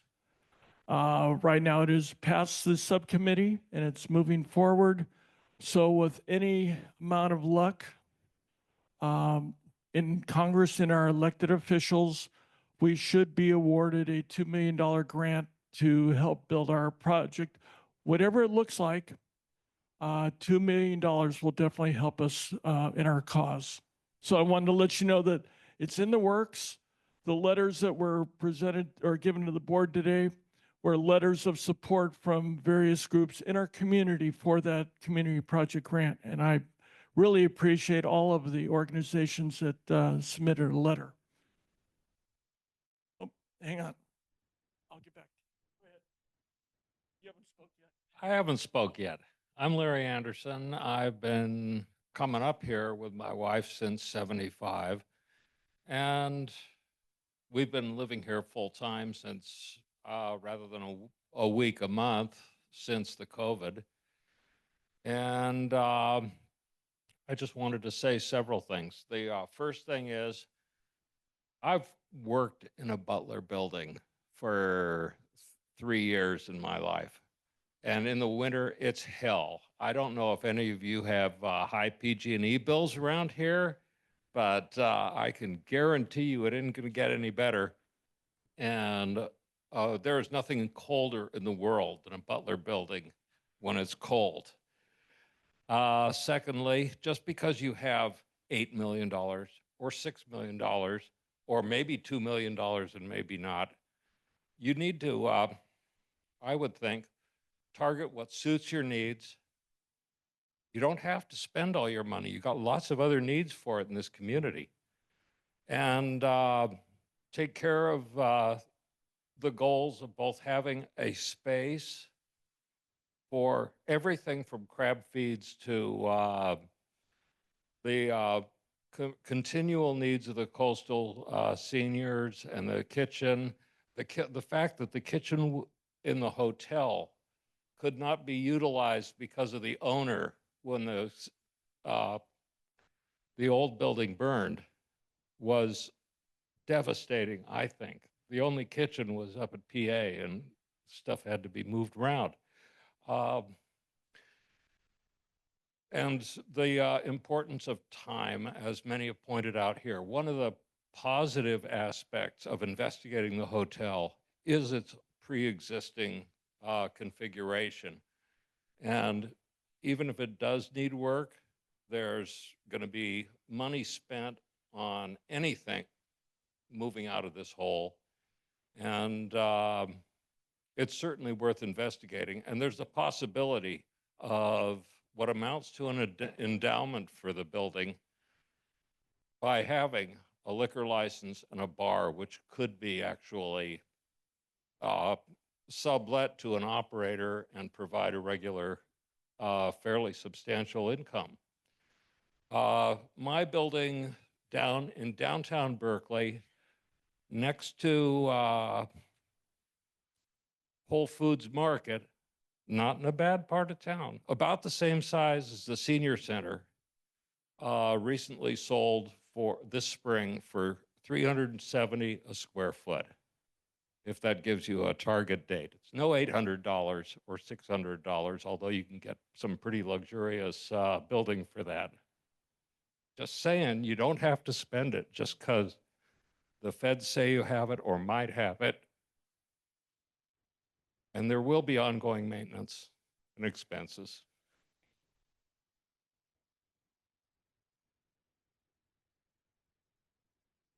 I'll be really quick since I already spoke, but I did want to mention that this meeting has been very productive, and I really appreciate the time that everybody has taken to do this. I did want to mention that a large portion of our population cannot come to a meeting at 1 o'clock on a weekday. So in the future, if we could consider perhaps offering some other time frames that would fit for working people. Thank you.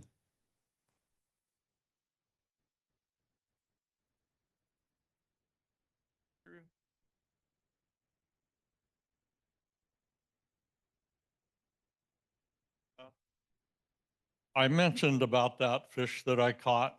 I cast my line across Ole's line, I mentioned Ole Wilson.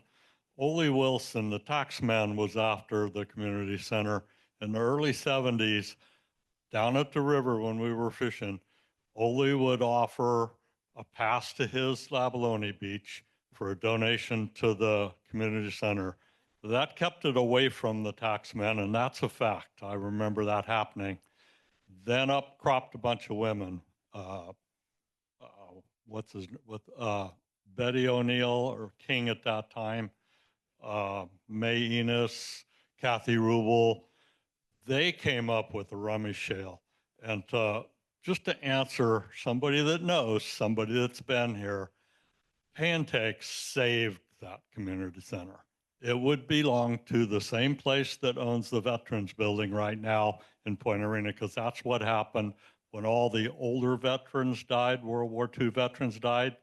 There were no veterans of foreign wars. The Vietnam veterans didn't do that. The tax man got it, and the city of Point Arena housed the Veterans Building. You probably wondered why it's the Veterans Building. I don't know what Gualala would have called the community center, but Pantake has been paying the bills and got my money. I go there almost every time. Yeah, I'm working my way back. Huh? I'm working my way back. Oh, sure. Hi, I'm Sandra Ryder, and what I have to say, Want to hold it? no. Anyway, this afternoon has been eye-opening because there's so many diverse. Okay. Anyway, the meeting has been very interesting. It's amazing how many diverse interests there are here. So what I would like to suggest is take the top 3 or 4 designs and put them in the paper, put them in the ICO. Let everybody have a view of the options. And yeah, they won't get to vote, which is a shame because they're the people you're focusing on. But have everybody see it. The good, the bad, the uglies, and then have your board meeting and whatever it is you decide.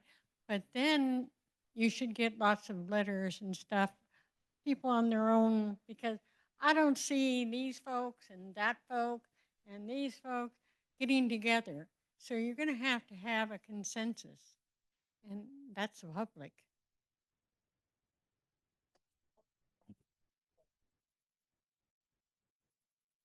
Oh, no. I'm too smart. Hi, my name is Marty Linker. A lot of energy in the room today, which is good to see. I haven't got much to add to everything that's been said. However, I do agree with Bones Daddy that based upon what I've heard today, it sounds like we are really not, as a community, in position to decide which alternative we should vote on. It sounds like the numbers are a little up in the air. There's no solid numbers, so I'm not sure how the board would be in a position within the month to decide on what alternative to take.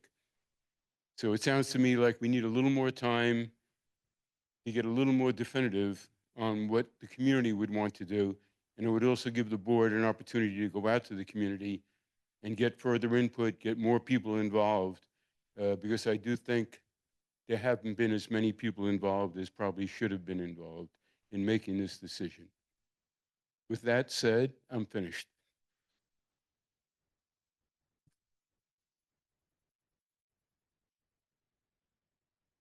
Anybody?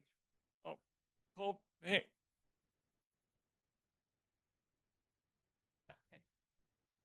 Hi, I'm Colby Bibb. I've been here since, for 26 years, and I've been volunteering in the community for 26 years.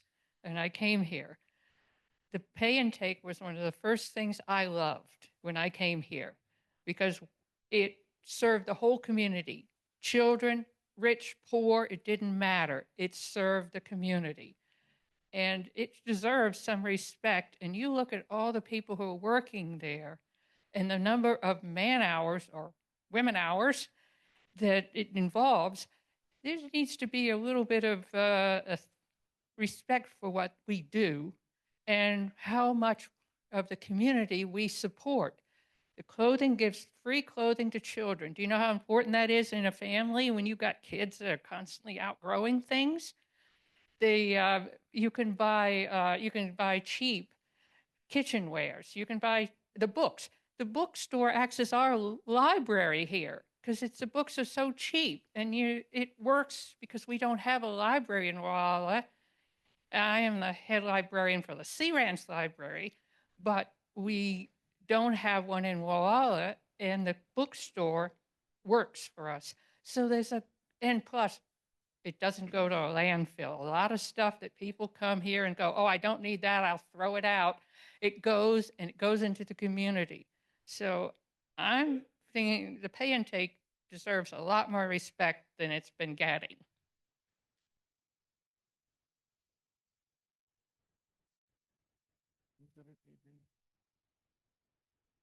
I just wanted to sum up a little bit. As far as I'm concerned, it's really straightforward. A steel building, I suggested that, as Kevin knows, way back. That's a possibility with insulation for temperature. Our design could be done in steel. We can talk about that later. Now, it wouldn't be like bare steel. It's covered, I mean, this could be a steel building. So that's a possibility. Our design from the steering committee could be steel. Chris and I have talked about that, whatever makes sense. So that's one option. Second option is Figures design a reduced plan from what they had before. It's a modern building. It's very beautiful, but maybe not for Gualala. That's up to you. But in any case, it's an expensive building per square foot, so it's going to be a smaller building and maybe too expensive. And it's only the hall. So what the steering committee has provided is something, I'm sorry, and the hotel. We'll look at that.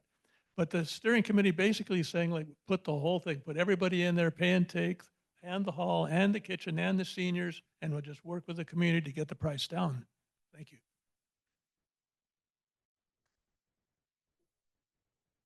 So there's a couple things, and I wanted to thank whoever said that we need to have some evening meetings.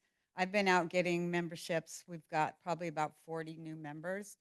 A lot of the members were really hard to convince to become members because they've seen what's gone on in our community and they're not happy. And so I kind of had to say, hey, wait, listen to this though. This could be, So I did get some members, but I know that a lot of people work. They're asking for an evening meeting. We need to give that to them. That's it.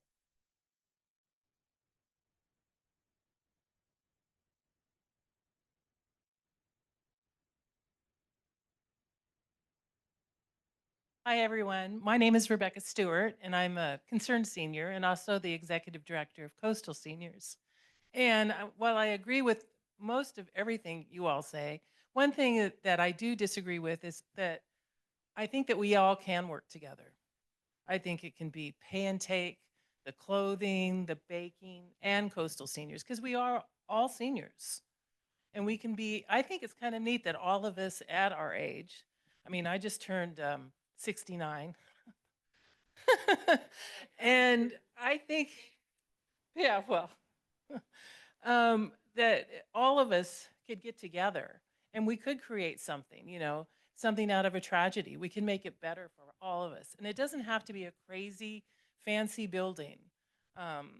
In no means, because we make what the community is. We'll make the community center with all of us. And I would lend my services to help. I've designed DreamWorks, Sony Music, Infonet, the Getty, Spaghetti Feast. And I'm all about making it practical, not expensive, not crazy, but a practical building that we can all, that we all can use and be proud of. And I know we all can work together. I know that. Thanks.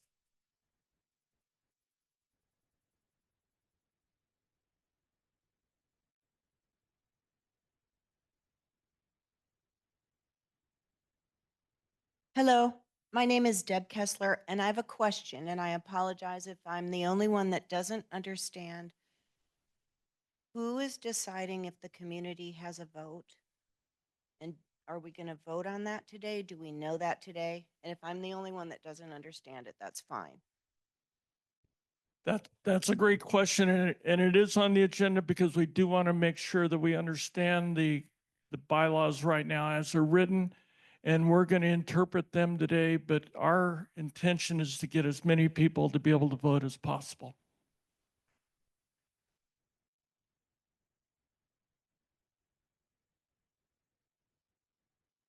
It's up to the board. I'd like to say yes, but I'm just one of 7 votes. Yes.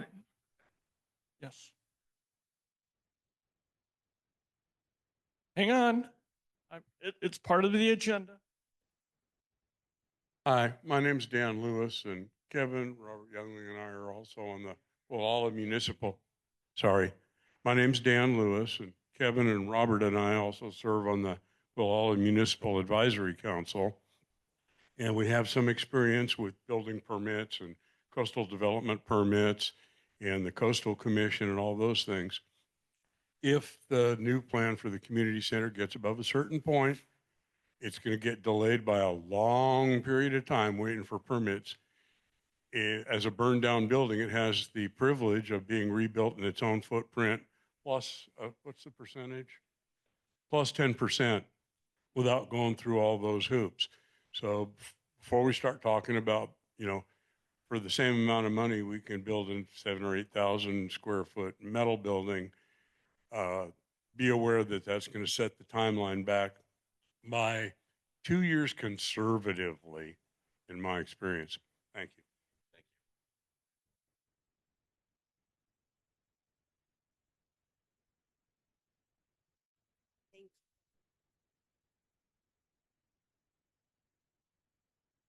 Hi, my name's Susan Levinson Palmer. I live in Irish Beach, and I've had the pleasure of using the community center and going to events there, and I would also really like to see it rebuilt.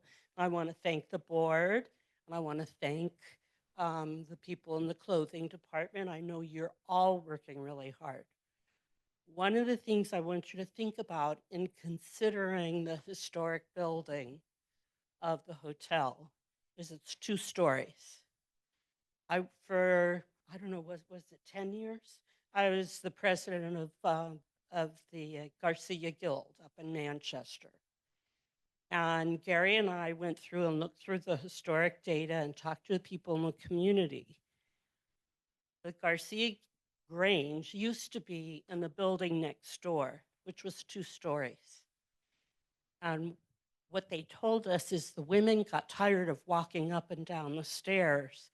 And so when they deeded the land that the Garcia Grange, now the Manchester Grange, is on, they built it as 1 story. That is going to be a real problem for the hotel. I mean, the hotel is beautiful, it's historic, it's wonderful, but it has stairs. And all of us in this room are probably doing things to try to make it so that we don't have to walk up and down a lot of stairs. I mean, we're doing that at our house.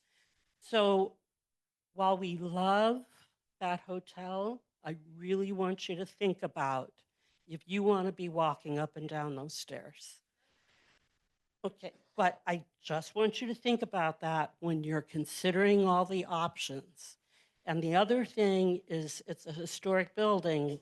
I am not sure you can put an elevator in there, and think about the cost of an elevator. So I just want you to think about those things. Thank you. I dare ask, are there any more? Because here's my question for all of you. I know you've been sitting here for over 2 hours. Do we need to take a 5-minute break, a 7th inning stretch to, yes, okay. Why don't we go ahead and take a pause, and let's come back at 20 after 3. That gives you 10 minutes. Okay, Thank you. I'd like to call the Gualala Community Center Board of Directors meeting back to order. We have closed public comments on item 8A, and we'll bring it back to the board for deliberation, comments, and action. So anybody on the board willing to first jump in? Would you like to make a comment on item 8A? No, we skipped 7. So the community center rebuilding update. Are there any comments from any of the board members? Okay, then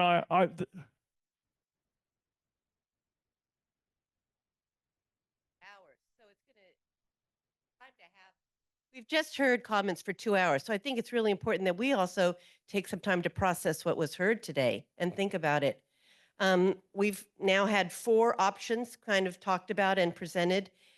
I think if we're going to vote on it, I think we should have our membership now weigh in, and I think they should be given time to have good, solid information about all those options. I would concur. First, Well, I think Karen's right. We're going to have to put stuff up on the website, Facebook, and give people choices. And this whole meeting was back to the drawing board, and we saw today a change. So actually, I'm glad they made that change because we need a community hall.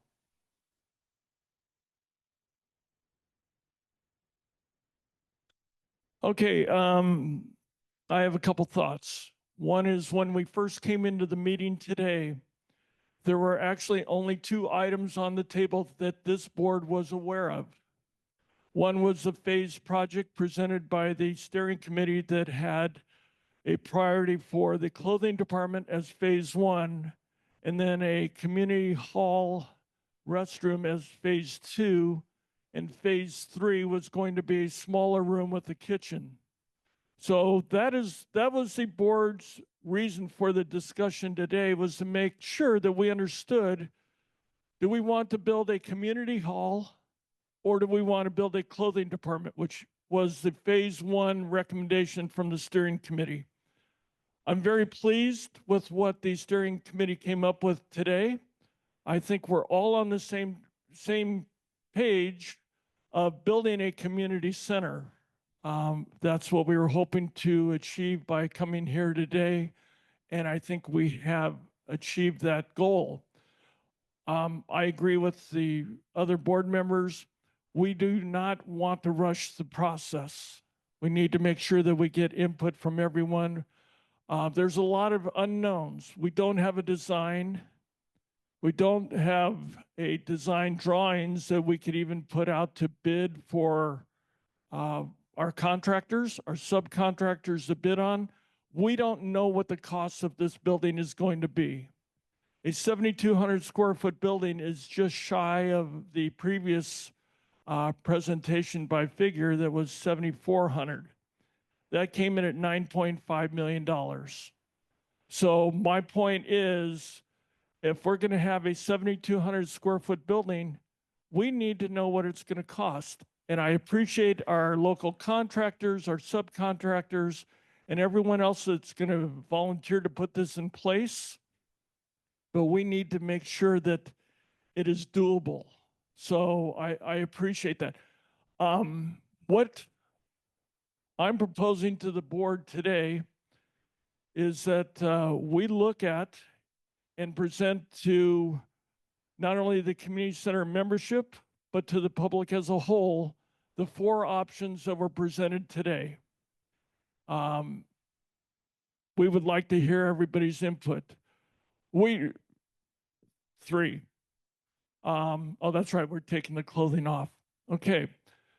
The other part is we are not bound to have a vote of the general membership on June 21st for this rebuilding project. We can delay the vote to make sure the accurate information is out there so everybody can make an educated decision.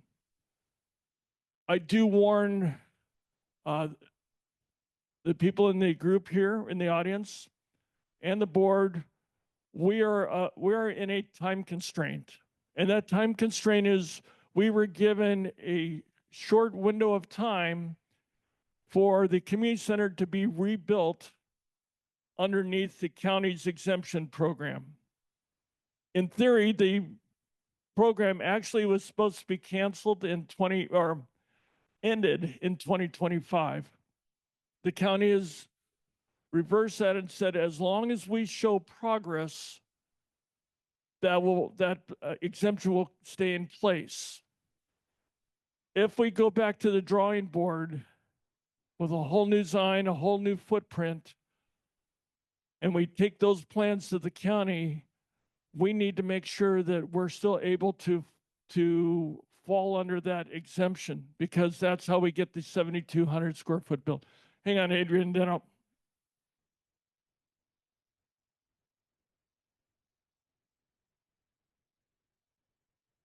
Okay.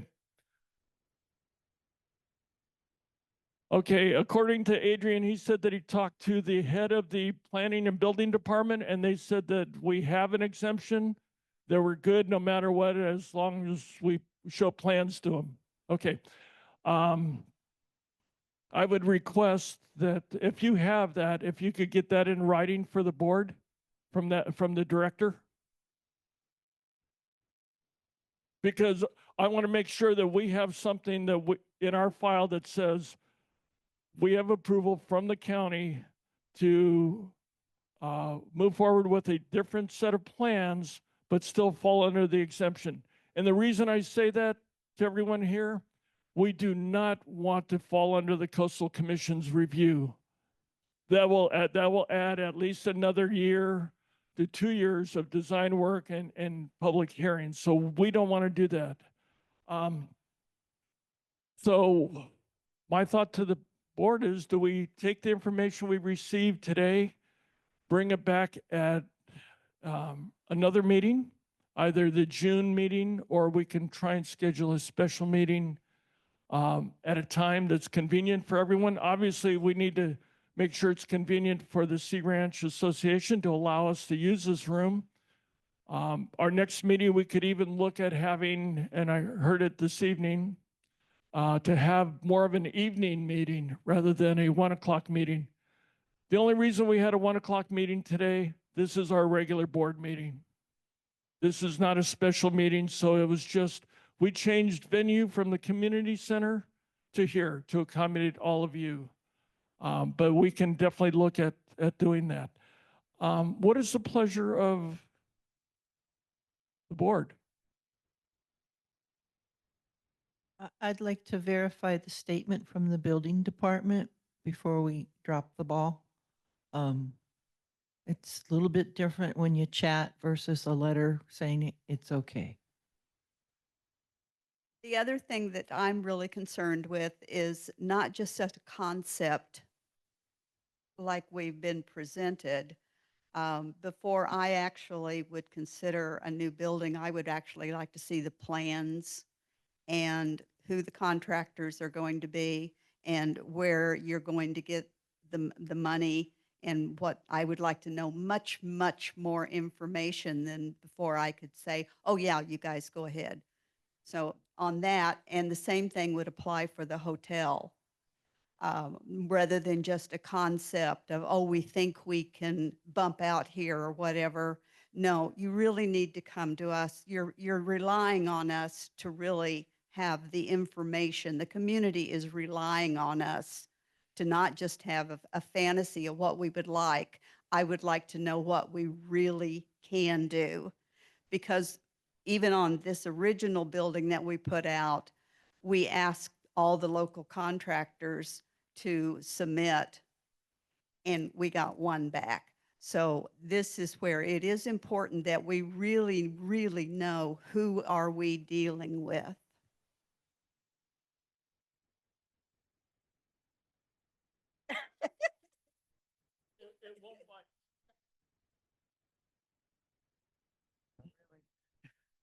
Um, I agree with that. We need, as a board, there's been all the talk about lack of transparency at the beginning of the process and involvement at the beginning of the process. And we can go back and talk about the involvement that did happen at the beginning of the process. But that's water under the bridge. And so we don't need to go there. But at this point,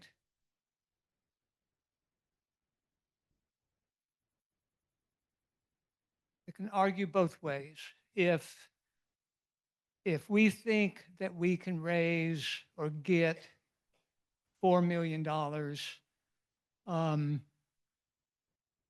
I think the only way we could build it is doing it locally, because that's probably not enough money to finish the project.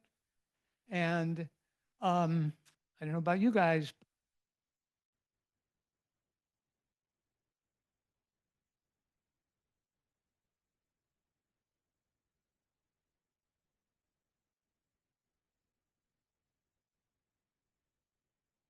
Hello? A lot of contractors, they don't want to start a project and stop in the middle. They want to start a project and finish the project.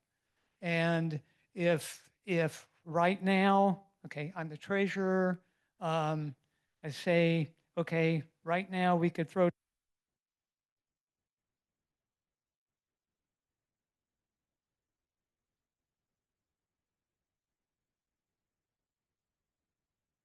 $500,000 and we don't get any more money, like we say, oh no, we can get more money, and we don't get more money, then contractors probably not going to want to stop in the middle.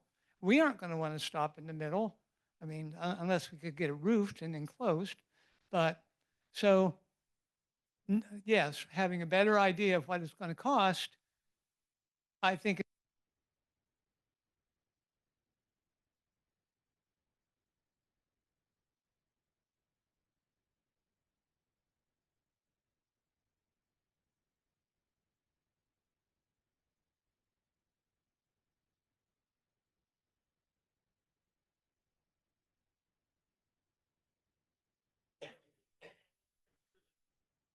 Battery's dead.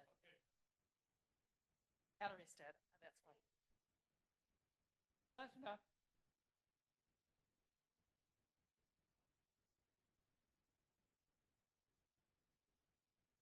Like a snowball, and then you spread it around, and then someone else, it's like Tupperware. It's a pyramid scheme. But you can start a bunch of those little ones again if people are willing, and these galas that people had are not cost effective. But what they do is they generate interest, and hopefully you meet someone who thinks, oh, perhaps I'll contribute.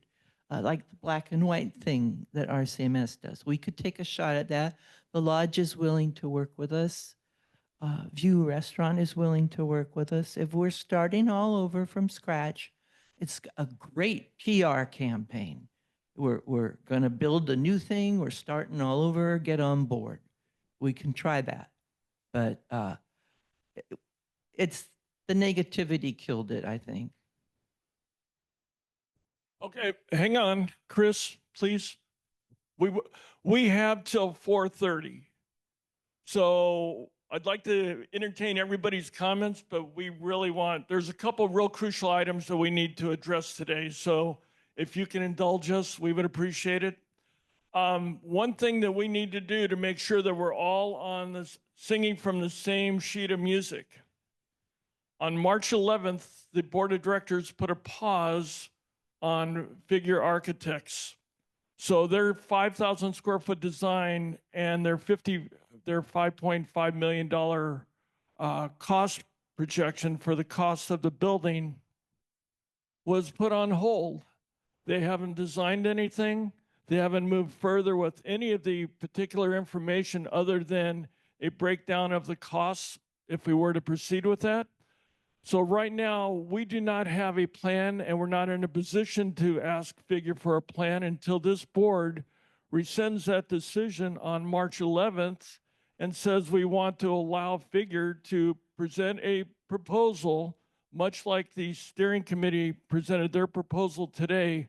We need that information so we can make an educated decision as a community.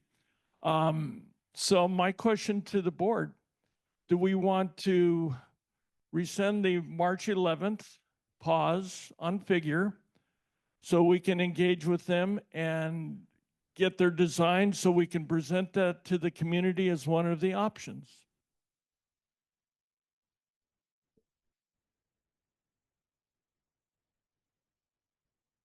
That was one of our concerns. Why spend more money with Figure if we're not sure what we want and they do it under $5 million? So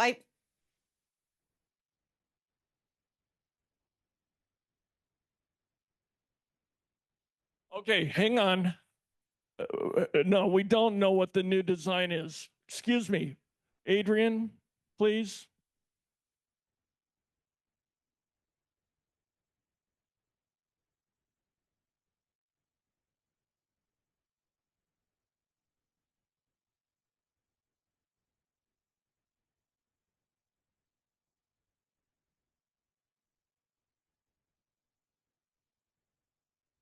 So right now, we do not know the pricing on that because we don't have a final design. So my point is, we want to make sure that when we go to the community and when we go to the general membership, that we have all the information available. We have no figures from the steering committee's proposal. We have a concept, but we don't have any design drawings. We don't know what it's going to cost. If that comes in at over $6 million to build that building, then, and we got one for 5.5, and maybe they can reduce it, maybe they can't. But we need to give the public the option to vote on it and not rubber stamp right now one proposal. We need to consider everything.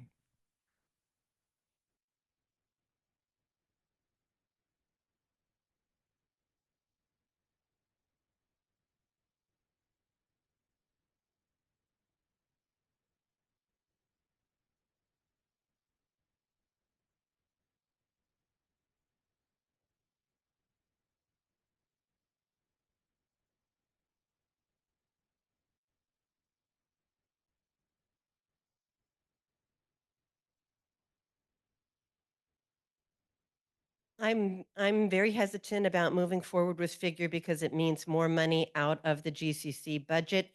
I would want to see if we're going to be comparing options, use what Figure has given us thus far with their 5,000 square foot smaller building. Yes.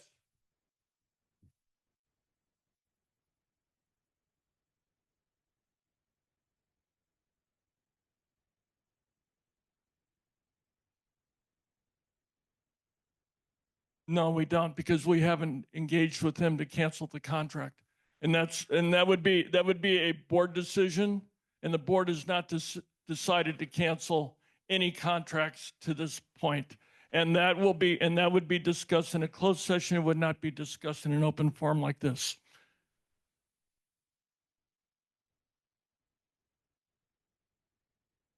I don't know. But if we don't speak again with Figure, what would we be left with at this point? Do we know? I mean, the hotel. Is that a hotel in the other building and then the steel one? Those are our choices. They did a lot of work, you know, and they have a lot of information that was useful. I think we should talk to them, if nothing else, to say thank you, goodbye, you know?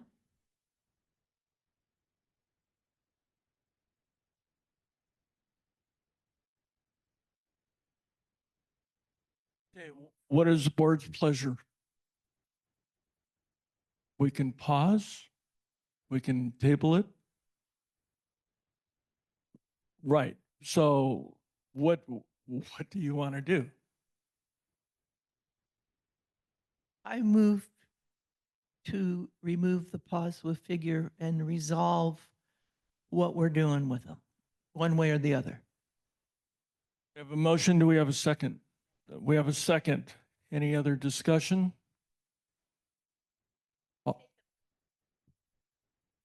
Is to rescind the pause on figure contract.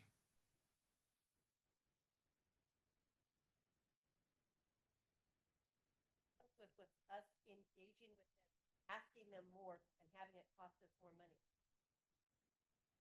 We didn't say that.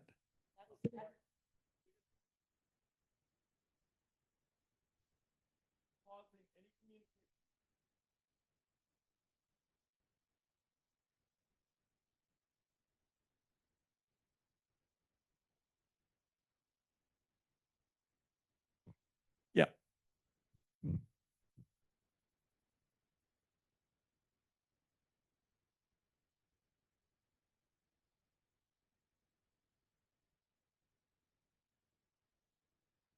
Well, part of the reason, because we are under contract with Figure, and Figure had designed a project for us. That project was submitted to the Planning and Building Department for review. When we found that the price was too much, that's when Figure came back to us and said that we would be happy to reduce the size of the building, meeting the essential needs that the board and the community would like, and reduce the price of it. Unfortunately, in that process, the board directed that we have no further communications with them that would incur any additional costs to the project.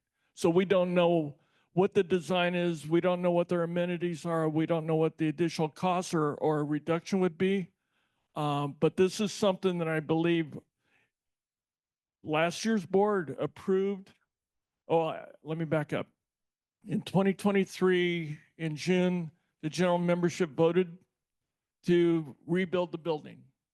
In 23-24, the board of directors voted to move forward with the Figure architect as presented.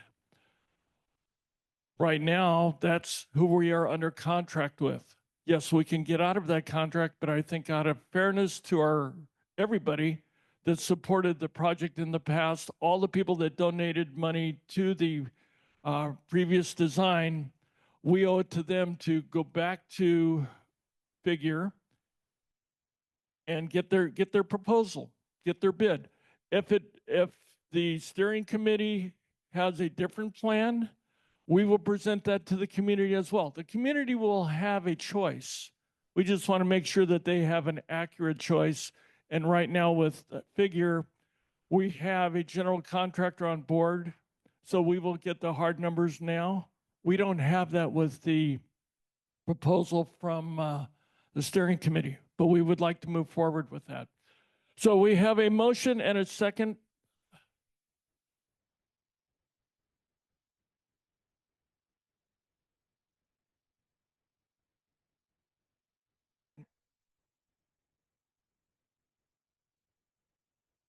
Okay, and I appreciate that. We're not sure what that is, and that's something that we could talk to them and see.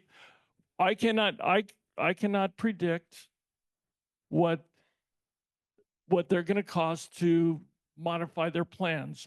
I would suspect that they probably have already done so free gratis, but I can't say that for a fact. But hang on.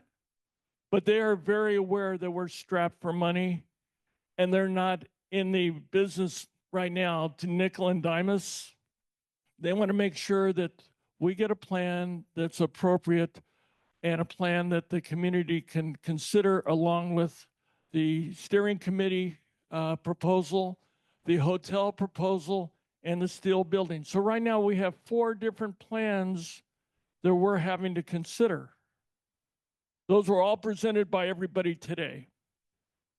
So we need to make sure that we understand. I understand, and I appreciate that. And believe me, with David as the treasurer, we're not going to spend any money that we don't need to spend. He's very, so, okay, Darla, hang on. Susan, and then Rick.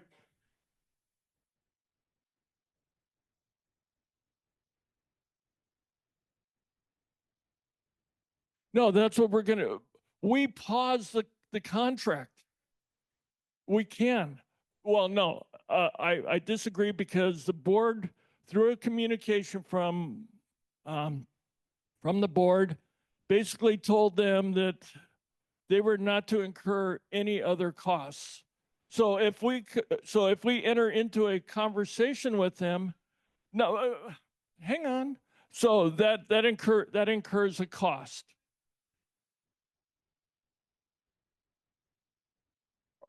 Okay, Adrian, hang on.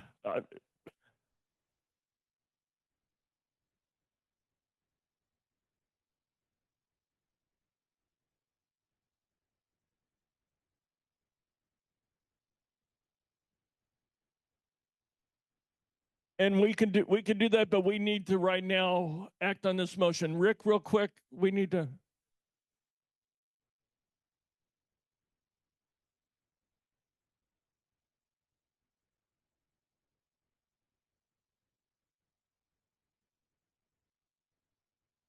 Right. Okay. Okay, hang on, Chris. Okay, we're running out of time here, and I'm getting the look from Linda that.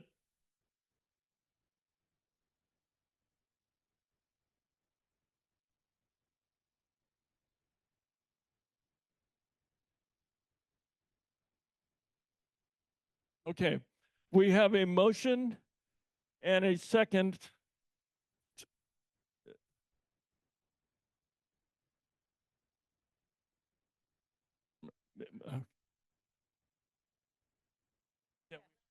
Leslie.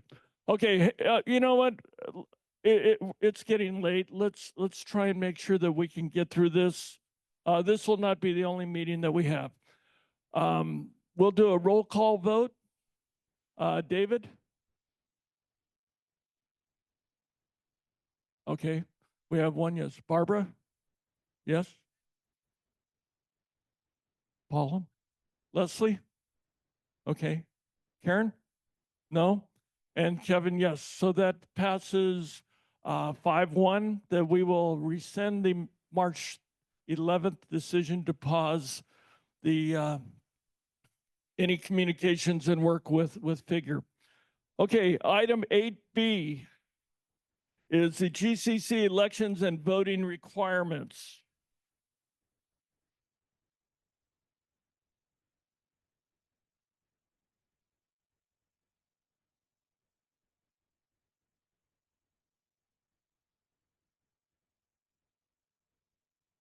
I believe that's an operational item, and you can do that if you want. You can put a notice in the ISO.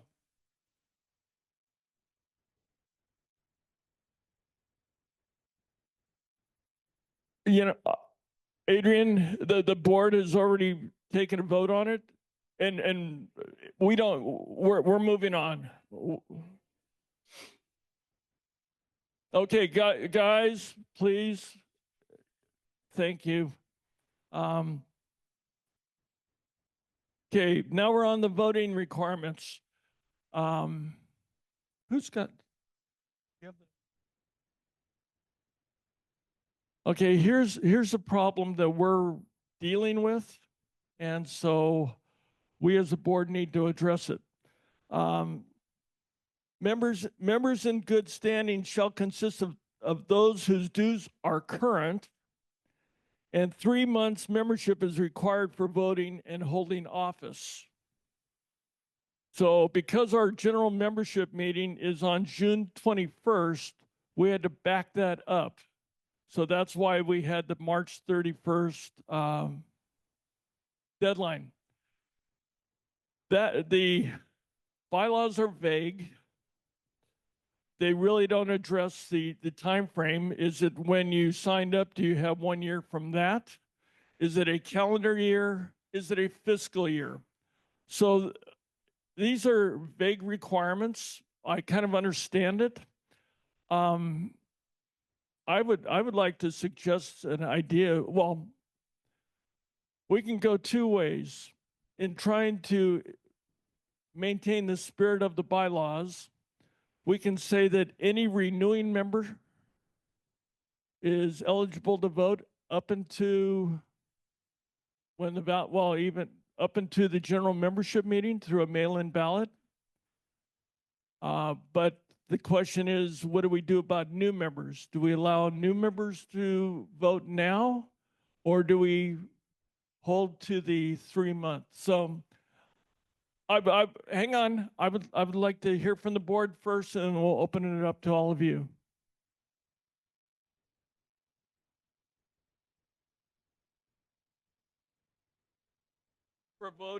For voting and holding office. So it's voting on anything, whether it's a budget, whether it's an expenditure, and for whoever would want. We need to change the bylaws anyway. Even though we're a 501c3, we're covered under the corporation code. And this gives us an out. The corporation code says you can't have more than 60 days versus 90. However, the bylaws may, that's a conditional, provide, or in the absence of such provision, the board, again conditional, may fix in advance a date as the record date for the purpose of determining the members entitled to cast written ballots. That means you change the bylaws and then we decide what. Like Arena Theater, actually just, we could vote, as long as we paid for a membership, we could walk in and vote. And that would simplify it. However, you do have to understand that the reason that this was originally done is so that there wouldn't be a large group of people that were not members that would come in and absolutely control any vote. So it's a very serious consideration. It's very simple to do it the day of, or right at the meeting, just prior to the vote. But you do run into that, and this is kind of like a Democrat-Republican thing. Okay, it's whatever you consider, it can go against you the next time. So this isn't something that you just do at the, on the fly. You really have to think about it. It does smack of Chicago.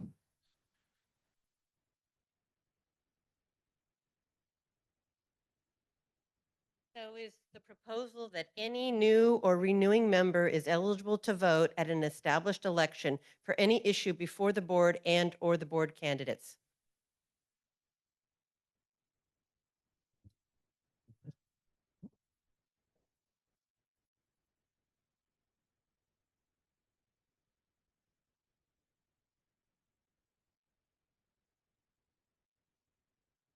I think you need to really understand Barbara's point. It's called pack in the hall. Think about it. Maybe somebody gets a bunch of people to vote that we're all going to paint ourselves blue. Who knows? Whatever nonsense. But I think something of a timeline should be there, maybe a month. Hang on.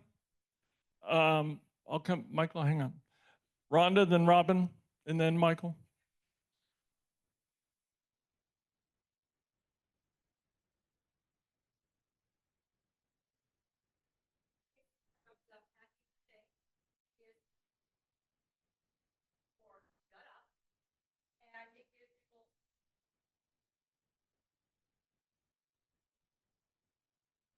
Hang on. Robin?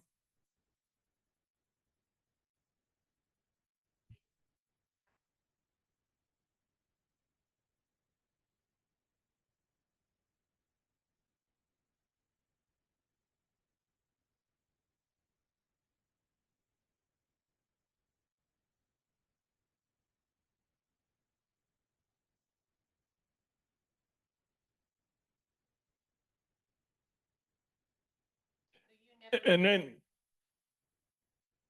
Michael?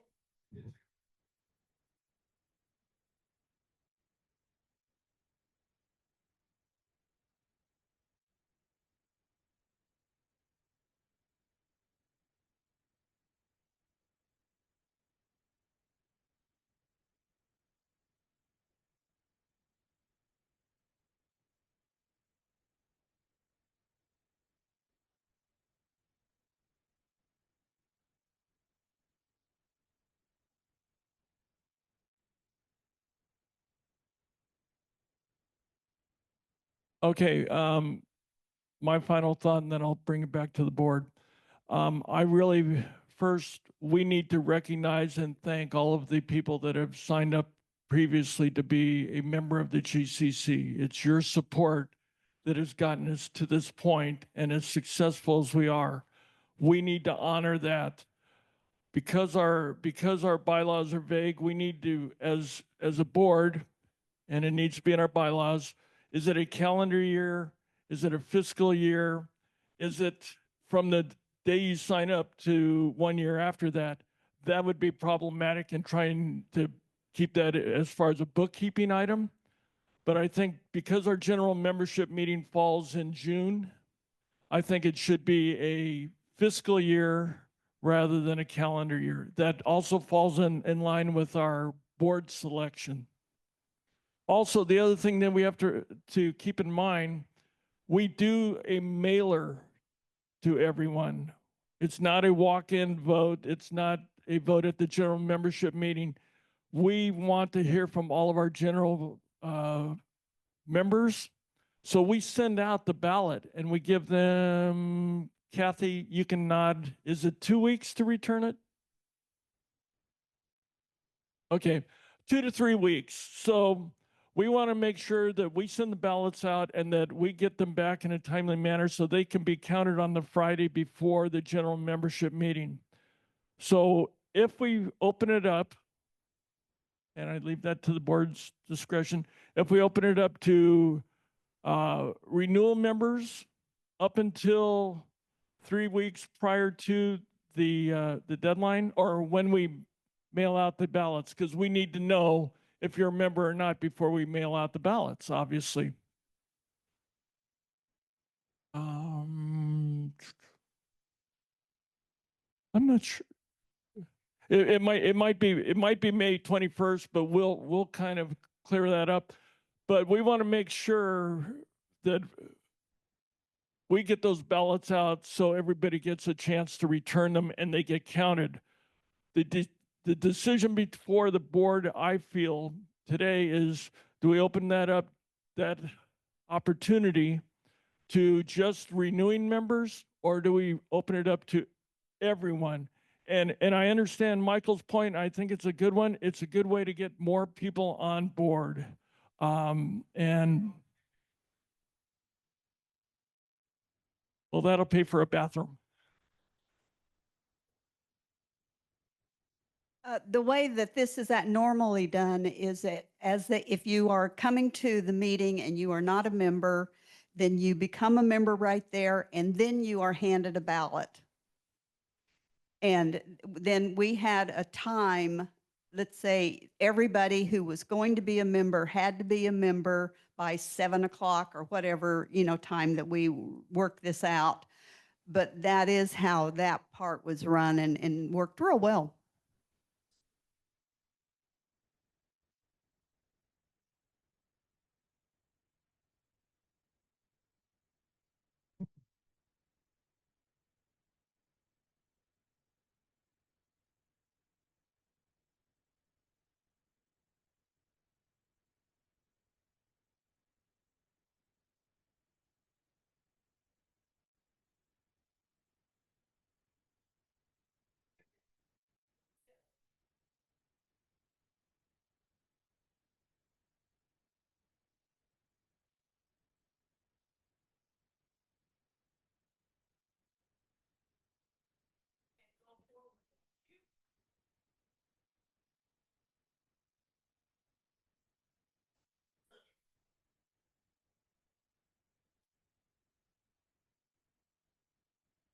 It says 3 months. Steve, hang on, Darla, please. Thank you. Steve?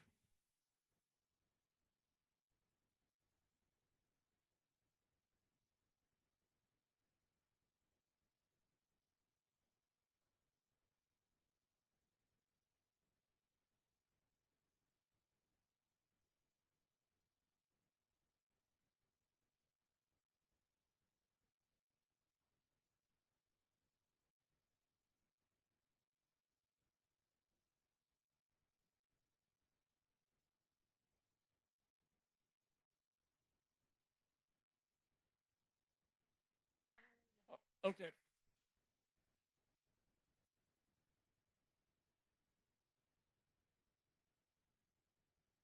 There a reason not to? Is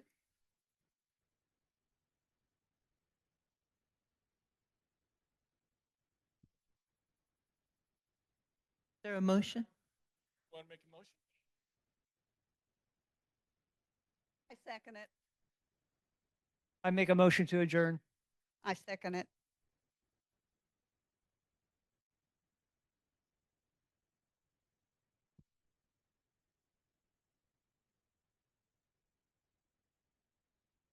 We have a motion and a second to adjourn.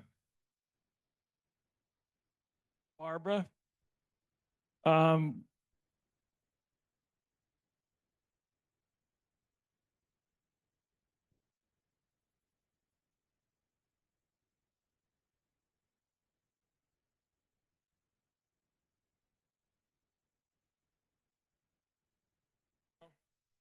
Okay, we won't have a quorum. The suggestion is that we move the meeting to the community center, but we won't have a quorum to continue business. This is very important, but I don't think the voting right now, we still have time. It appears that the group is saying, let's open it up to everyone. We just need to figure out the particulars on that. So, all in favor of adjourning? Okay, we stand adjourned. We will keep everybody apprised on what we do as far as the voting.